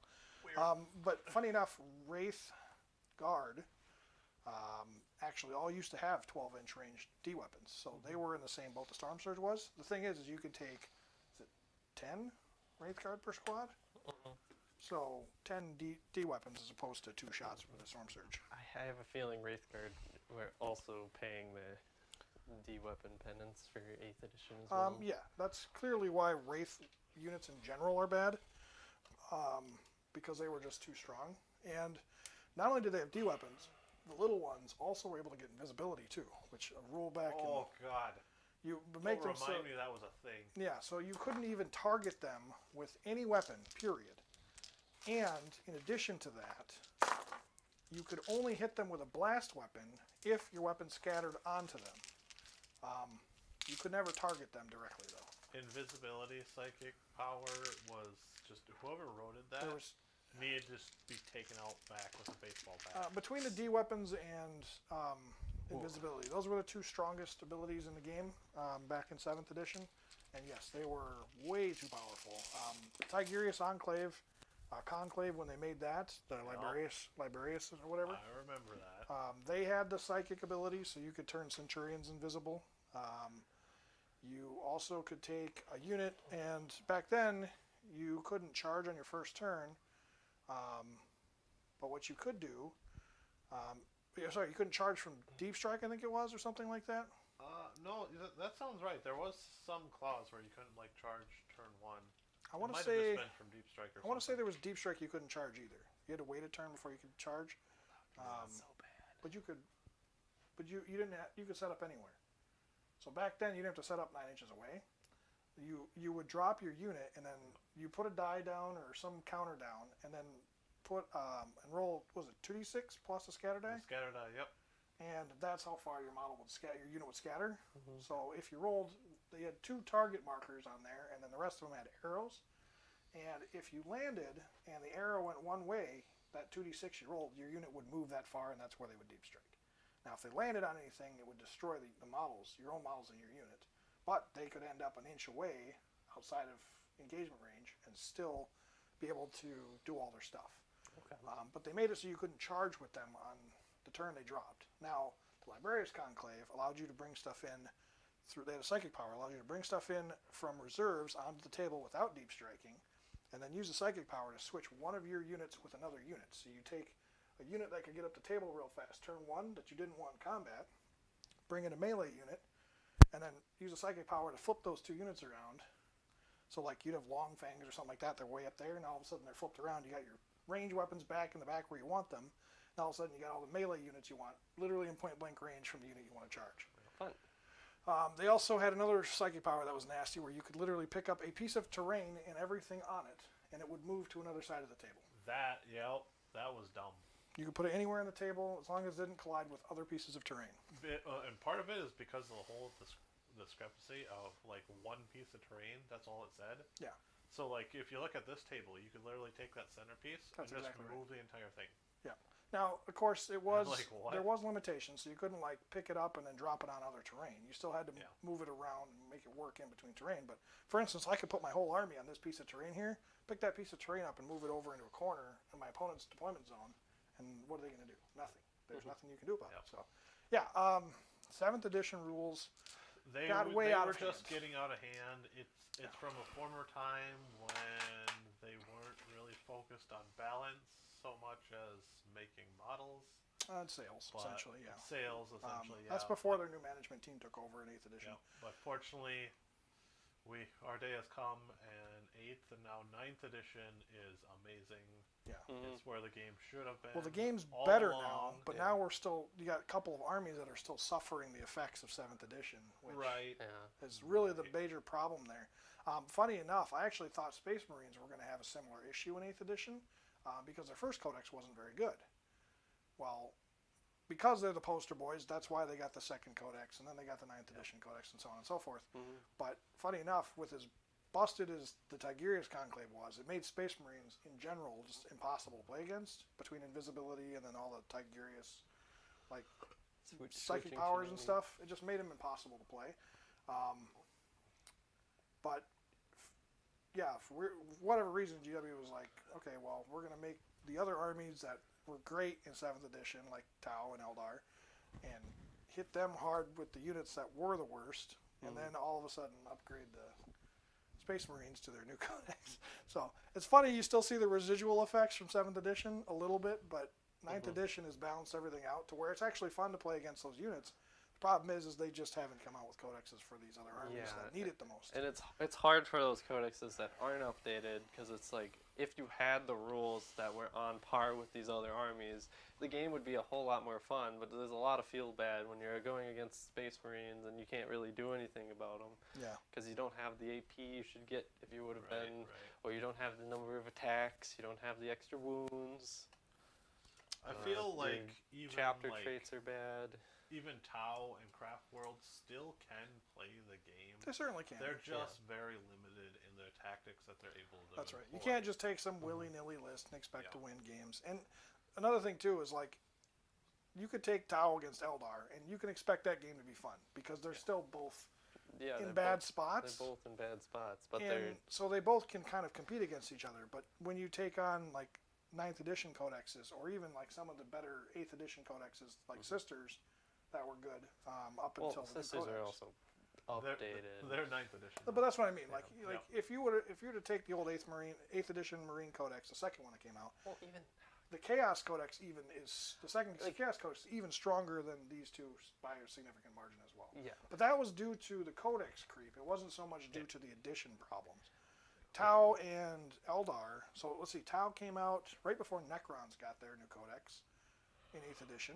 It was literally a month before Tau came out. A month before Necrons came out in 8th edition, and then following that, Drakari got their Codex, and then Eldar, they actually had their Codex before Imperial Guard, I think, right? I want to say. Yeah, I'm pretty sure they got theirs before Imperial Guard, and Imperial Guard was probably the Codex to beat when it came out. It was strong in the meta for quite a while. It was strong in 8th, yeah. And then Knights came out after that, and that's really kind of what flipped the script on how everybody played their games. But I remember playing Black Legion and charging those damn gun lines in 8th. Oh, yeah, Guard were brutal. yeah. Well, especially when they're overwatching on 5s and I missed the loyal 32. everything Overwatch back then. Actually, there was one point where like I'm charging his line with my Legionnaires, and I get my Chaos Lord so close that I'm like, haha, I am now within 12 inches. I was like 9 inches away from his 3 Basilisks. I'm like, now you can't shoot me. Goes to his turn, and he's like, all right, I'm going to shoot you. With what? With the Basilisk. I'm like, I'm within 12 inches. And he shows me, and its range is 0 to 10 They changed feet. the range from the minimum range I'm up like, to what? 10 feet, yeah. What? Yeah, because in 7th edition, they were minimum of, was it 12 or 24? Or no, that's what it was. I was so close that I was actually under the barrel because he had them horizontal with the field. Yeah. I was like just standing in front of the barrel. I wasn't in base with the vehicle, but I was right under And there. their barrels do this. I'm like, how is this thing shooting me? Like, do you just put enough powder Bloop. in it that it falls out of the end of the barrel Yeah, and it just- hits me? Bloops, boom. You just had to charge and touch them. Well, and you're right, though. But That's all you 7th edition, they did have a minimum range. They did. And if you got too close to them, then they couldn't fire at you.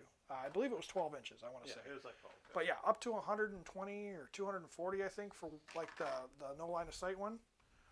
and the other part. The focused fire was 120, and then the one where you could pick it and you could ignore cover, but it had a weaker profile or something like that. That went 240. So But, you could literally 2 tables long. The other half that's really weird is That was on the old maps. The Plague Burst Crawler, the mortar thing for Death Guard, that has a minimum range of 12. Yeah. But the Basilisk doesn't. I'm like, how? What? Oh, all right, I guess my Chaos Lord dies. Right. Yeah, I took a Grey Knight Apothecary up against a Lehman Russ one time, and I pushed him up to a 3-up invuln. So here I'm expecting him to be totally fine. And he's a Grey Knight with 5 wounds, Terminator armor, 3-up invuln save, 2-up base. Made a charge. I was just trying to tie the tank up.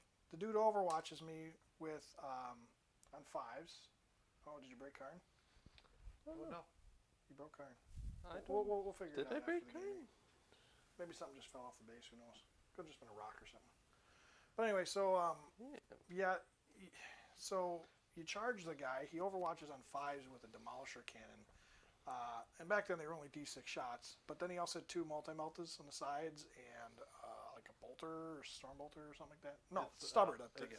It's this weird stubber thing. Yeah, it's a stubber they get to. Multi-laser or something like that too. I don't remember exactly. But anyway, so yeah. One shot the Apothecary with a single. He didn't even need to roll everything. He just rolled the D cannon and it dropped the Apothecary before he even got there. And what do you do? Yeah. So, Overwatch in 8th edition was kind of weird because everything had to roll for it. I'm glad that they've limited it down to only one unit that can do it. It speeds up the game. With the exception of Tau, of course. But again, they are an exception for a reason. But you can still do it with some, like Ultramarines. Chaos Knights can do it. There's still units out there that can multi-overwatch and hit on 5s, hit on 4s even, some of them. Very few of them, but like 1 or 2 out there can still do it on 4s or whatever. So I think it's real interesting how 9th edition has changed. All the codexes that have come out have gotten really good. This particular model has really done well with its edition changes for 9th. The Imperium... the Compendium really made some rules for it that kind of balanced it back out in 9th edition. Mm-hmm. So when this thing competes against other 9th edition codexes, it's sitting in a great spot. Well, it's also balanced. But it's for not. 9th edition. It's not right, and that's what I'm saying. Yeah. It's not like incredibly overpowered. Yeah. Where if you look at like this guy, he got updated. The Scath Thatch or whatever got updated. Same problems it had before. It's still expensive. You're right. It does deep strike, which is crazy good for a knight. And it can jump up and down like. Where if you look at like this guy, he got updated. The Scath to it that can make it unique. I think its real problem still lies with its points cost, but it does have things it can do to make it more durable, like taking the shield and some other stuff like that too. I feel it's better. You just bring the 1 and then you build an army around them. Right. Yeah. So if you spend the 1 CP, you don't get the traits, but you can still take the 1 and build all that around. Because you don't really need the traits on a deep striking Wraith Knight. You just need it to go go shoot something, hop off the table. You just put it in the most strategic spot you need it in. Yeah. I thought I really actually liked Expert Crafters was good. It's always good. That's kind of a thing it just does. But even the excuse me. Bless you. Sorry. Even the even the +1 attacks on objectives I thought was quite interesting. That's definitely something I'll be looking forward to doing in the future with a different type of list. Not with this particular list. Because like you said, bodies, you're right. Yeah, more bodies will add more benefit in the long run. So we actually got some Howling Banshees in here. They're not great, but they're at least kind of playable. They're more updated to 9th than everything else. Right, yeah. They got a new data sheet. They got some new rules. James R is pretty decent. They still need some love compared to what Drakari have. Right. It's like Incubi and Drazahar versus James R and Howling Banshees. You lose. But with that said, they still do some interesting things like denying Overwatch. Yep. They reroll charges. They can charge in 15 advance inches. and charge. They charge 15 inches. They're like the one unit that I know of that can charge over 12 inches. Right. So they're real interesting. So we'll probably get them on the channel at some point. I do have 10 of them now, so that should be kind of fun to play. That's cool. Throw it in a Wave Serpent right off the board. Right. And I'm hoping... Now, if I recall correctly, their transport capacity is 12. Yes. So you can throw... I can throw James R in there, too. James R in there. And even an Autark if I really wanted to. Yeah. Just to make them real interesting. But I would say I'll probably do some more testing with the Craftworld trait because I think that extra attack really helps them a lot. When you look at their stats, like the fact that Eldar struggle the most with they have quality stuff, but they don't have enough quantity. Yes, and yeah, that's one of their biggest weaknesses right now is they weren't built to fight 2 wound models. They were built to fight 1 wound model. And they did it well. And they did it really at well. least good enough. Shining Spears have done well, but that's because they are a flat 2 and they've always been that way. So it's and that's why they just they've naturally always been do good. Yeah. Whereas in the rest of the army, just kind of fell behind due to its only 1 damage and just low count of shots, low count of attacks. They are quality, but the thing is I think with the 9th edition codexes, you're seeing everything becoming more quality. Yes. In general. A lot of things are getting more updates in terms of what their profile But looks then like. you're also losing a lot from like your stratagems are slightly weaker. You can only affect core. Yeah, they're more limited for sure.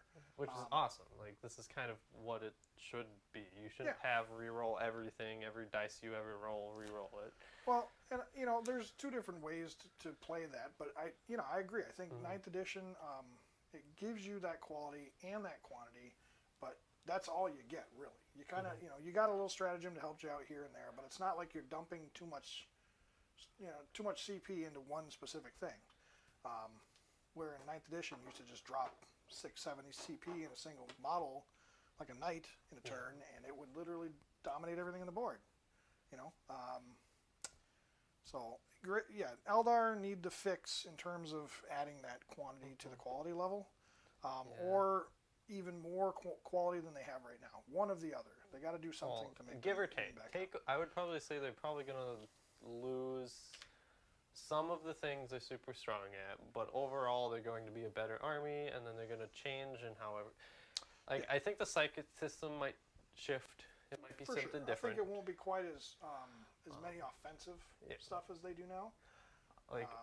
I could see Shuriken, at least for sure Shuriken can. I'm pretty sure Doom and Guide might up. change as well. Yeah. Just because those 2 powers are just way too strong for what they are. Granted, they are Warp Charge 7 and 8, but honestly, Guide's not the worst. For a single unit, Guide's not bad. I don't Doom and Jinx is what's really the strongest 2 powers. That -1 to saves, and then in addition to the rerolling all wounds, it's just super nasty. But you also need 3 psychic powers to go off, right. which isn't always the easiest. Well, and even more so now with detachments limiting how many characters you can take. Because Well, in 8th edition, that's another thing. You might be limited to like 1 Farseer in a detachment, right? And 1 Altarch, and you can have 2 Warlocks in a detachment, or something like that. Yeah, and that in the past, you used to be able to run a whole bunch of them in patrols or whatever the case is. What'll be interesting is when they get you get to pay points to upgrade things, and that's going to be crazy. Yeah. And I kind of like what they're doing with your dire vendors. Your Exarch can be played 10 different ways because you can take different traits or different relics. You can kit him out to make the rest of the unit pretty good. Yeah, and I like that. Like you can build Aspect warriors in general can fit a specific role, and that's kind of how Eldar were built in 8th edition, to fit a particular role. Well, yeah, they can fit a role, but then they can fill niches in that role too. Like you can have 3 different Dire Avengers with 3 different niches, where one might be better at melee, the other 2 might be better at surviving leadership. Yeah, they're a very surgical army, and you got to do the right things at the right time with them currently. That worked great in 8th edition. 9th edition. They have a dull knife right now, is the issue. Yeah, 9th edition, that surgical knife turned into a shank. Yeah, they at just best. It's a railroad spike. Even the units that at this point, they can't even kill guard decent sometimes. It's that's true. That's how you know it's bad. Yeah, well, and you're seeing it in all the tournament lists and stuff. Tau and Eldar are the 2 that generally are sitting on the bottom of all the tournament rosters. Doesn't mean they can't win games. We've been seeing a few Tau wins that show up in Tau the have chats. Been kind of poking around here and there in little things, but they're both sitting in a spot where their ability to gain points properly and still be able to defend strong enough has put them in a struggling point. And the codex will adjust them and make them better. I'm confident GW will at least get that part right. Yeah, no, especially after seeing Drakari come out. Yeah, there's no way Craftworld isn't going to be decent. I honestly see the whole army overall just getting 1 extra attack, because I'm pretty sure even Drakari Eldar stuff got more attack space. Or at Certain least units aspect. anyway, Yeah, certain units that deserve them should be getting more attacks. Like, the army overall has been very well fleshed out in Drakari, for the better. And they did step sideways with a few things, but most things just like completely improved. Yeah. Like they didn't lose much. Most of it was just straight up improvements. Yeah. And I can't think of anything they lost actually. Vact. Yeah. But It was a couple of small things that were just sidestepped. It's not that they became bad; they just turned into something different. And it doesn't, it didn't make them worse in any way. And then not only did they just shift that stuff, then they also upgraded everything to match. So that's why Drakari are performing so well. Well, they're just extremely and even efficient for the points cost. Well, right, and they have the ability to do a little bit of everything. The whole army is capable of doing things that most armies aren't capable of doing. They can just sit on objectives with bodies. They can They're cut fast, through everything like good butter. at melee. They do everything really well. They're not the greatest at anti T8, which is still nice. They're better than what they were in 8th. They can be great. It's but just, if you you're have to tech into if you're dark teching lances. that far, you're losing out. Right, Yeah. you're cutting yourself out of other stuff that you probably should be putting points into. And And that's why knights you see sometimes like you go against a bunch of knight players with the Drakari list, you're not going to have a good tournament. Yeah, their witches and stuff that's really effective are not super effective against those particular types of units. And with AdMech and Sisters coming out, once at least for sure once AdMech's really good.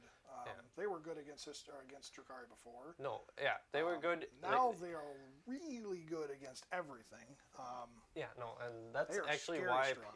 I've heard people say like when AdMech comes out, because this was before people knew that they're gonna like push a bunch of codex out real fast. Yeah. But they suspected AdMech and Drakari would just be you bring either one of those to a tournament and it's rock paper scissors if you play against each other. Otherwise, any other codex is going to have a bad day. Right. Well, AdMech's definitely proving to be quite a contender. Oh yeah. I'm very interested to see what the results of AdMech tournaments are going to look like. Yeah. I'm pretty confident they'll do well. I think it might. Sisters, I'm a little concerned about. They did get better in some aspects. Some of their stuff got a little worse. It's like we were talking about. I think they side shifted. Yeah, I think funny enough, I actually think it is a complete version of a side shift as opposed to any upgrades whatsoever.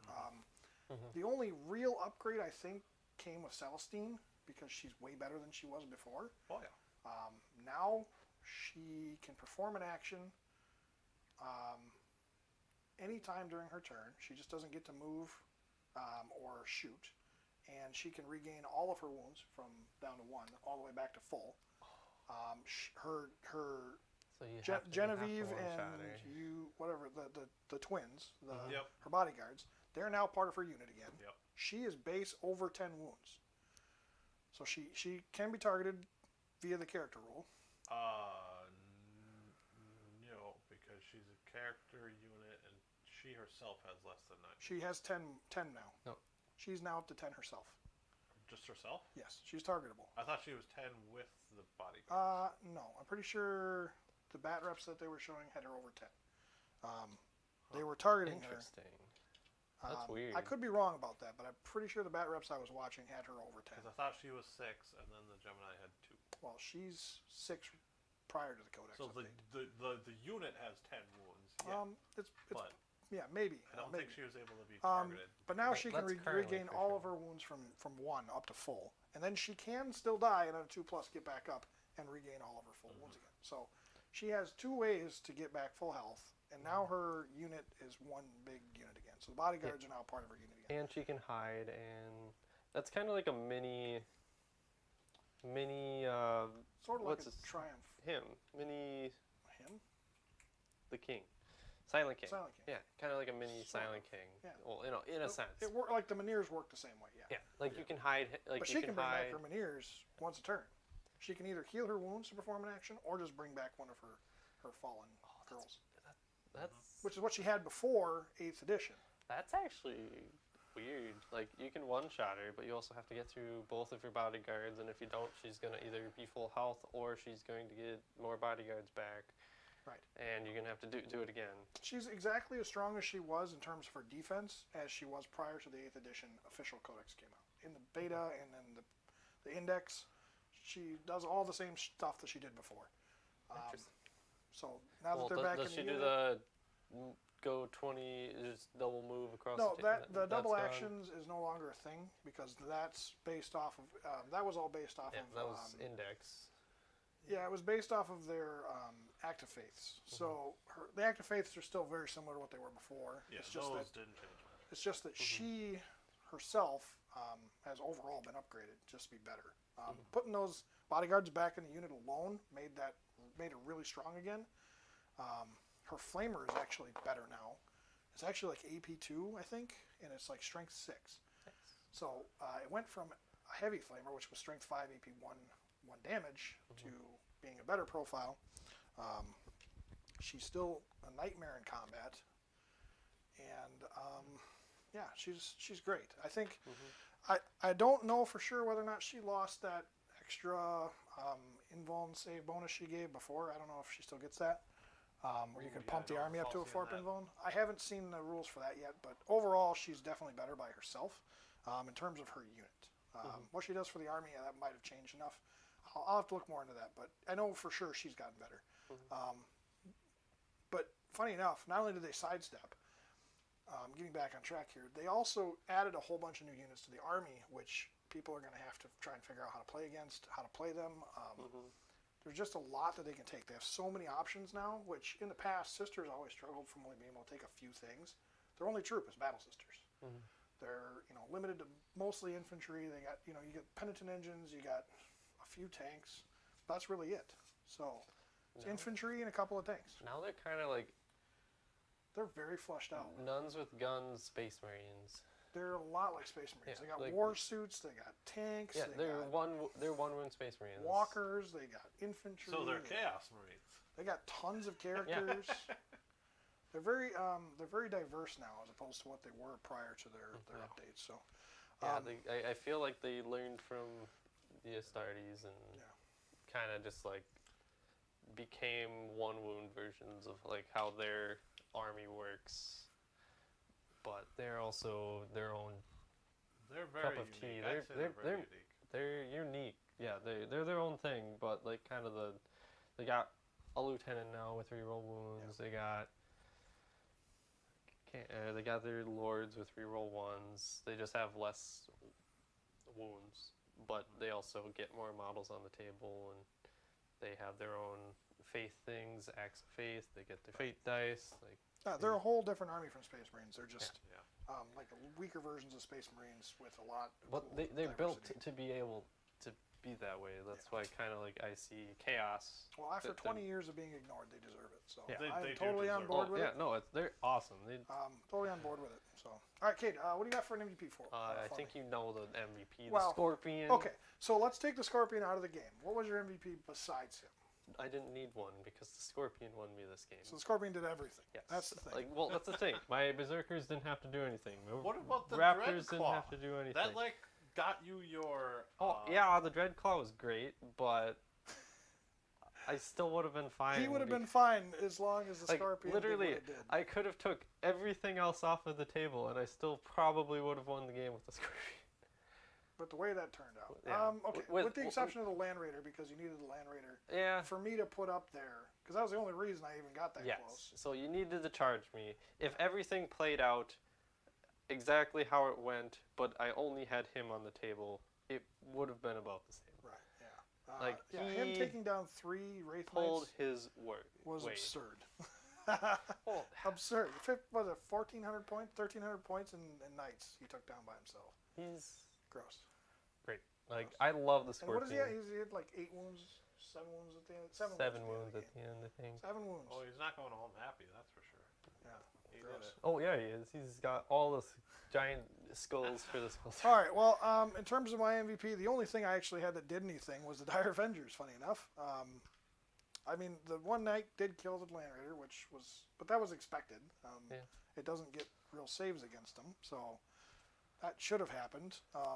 But in terms of things that went well, wasn't really much. But the Dire Avengers did do some cool things. They took out, what, four of the Warp Talons before charging in, doing a damage to your Scorpion. I don't know. For Maybe 60 points, it was kind of fun. Yeah. Yeah, so there's my MVP. Yeah. What's your LVP? Well, the knights in general, I guess. The one knight in particular just did 6 damage and died. That was gross. The Wave Serpents did really bad too. No, they did fine. It's just the units that I attacked all of with. my Bright Lances did nothing. Not a single wound with Bright I Lances. thought you had one. No, none of them went through.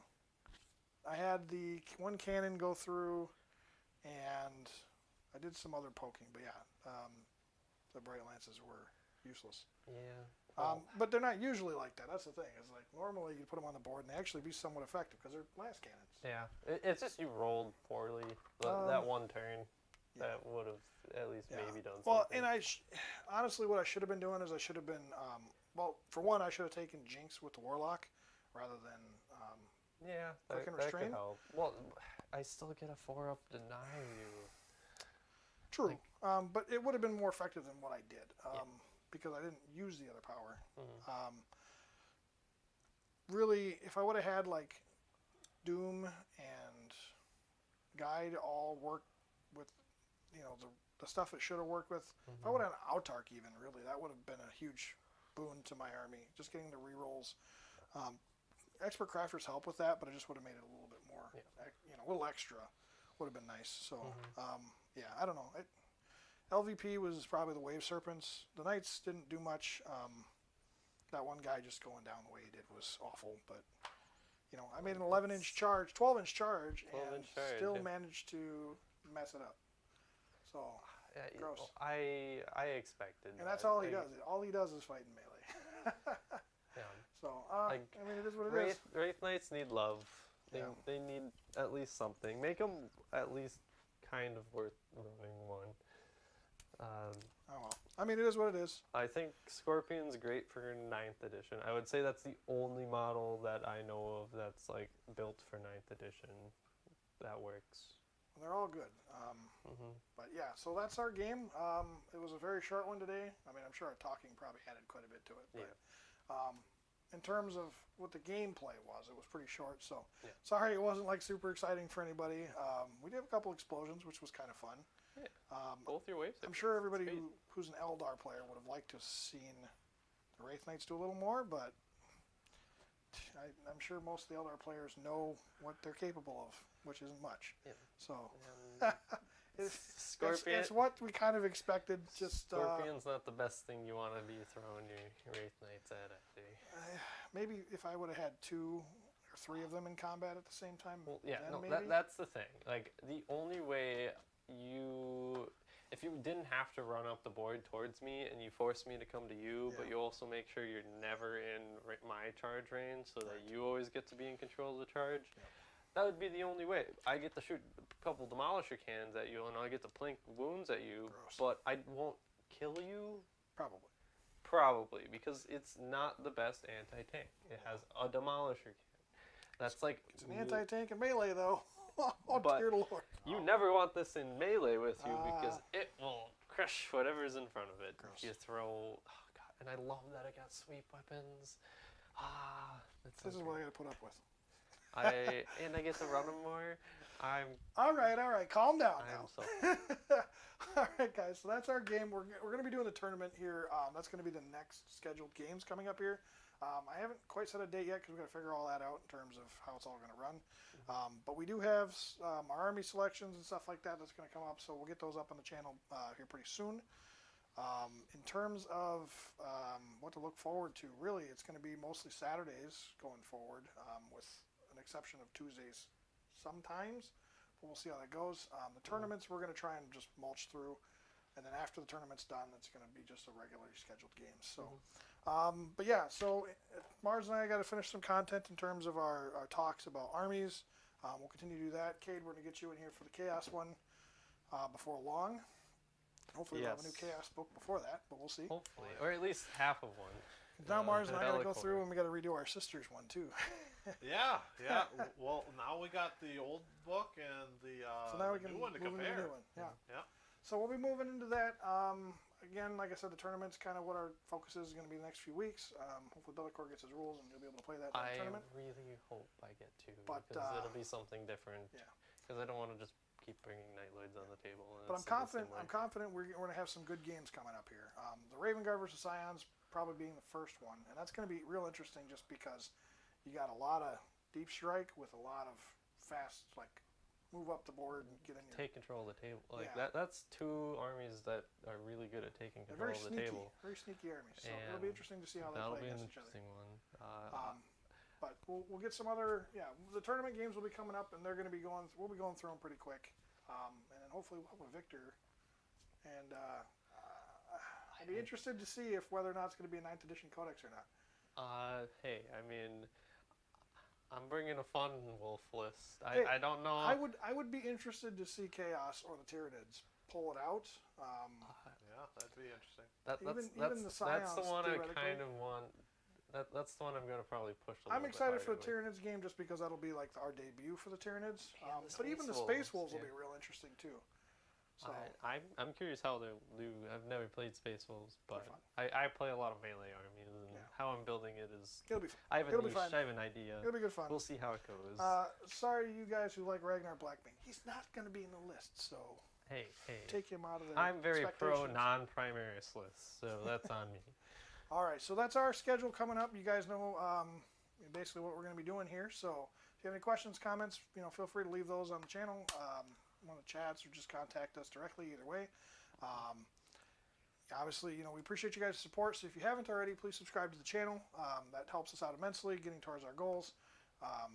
Leave a like on this video if you guys enjoyed this, and then of course, like I said, if slap the notification bell so that way you guys can see all our other content coming up. And leave the comments down below. So we will see you guys next time. Have a good one. Have a good one.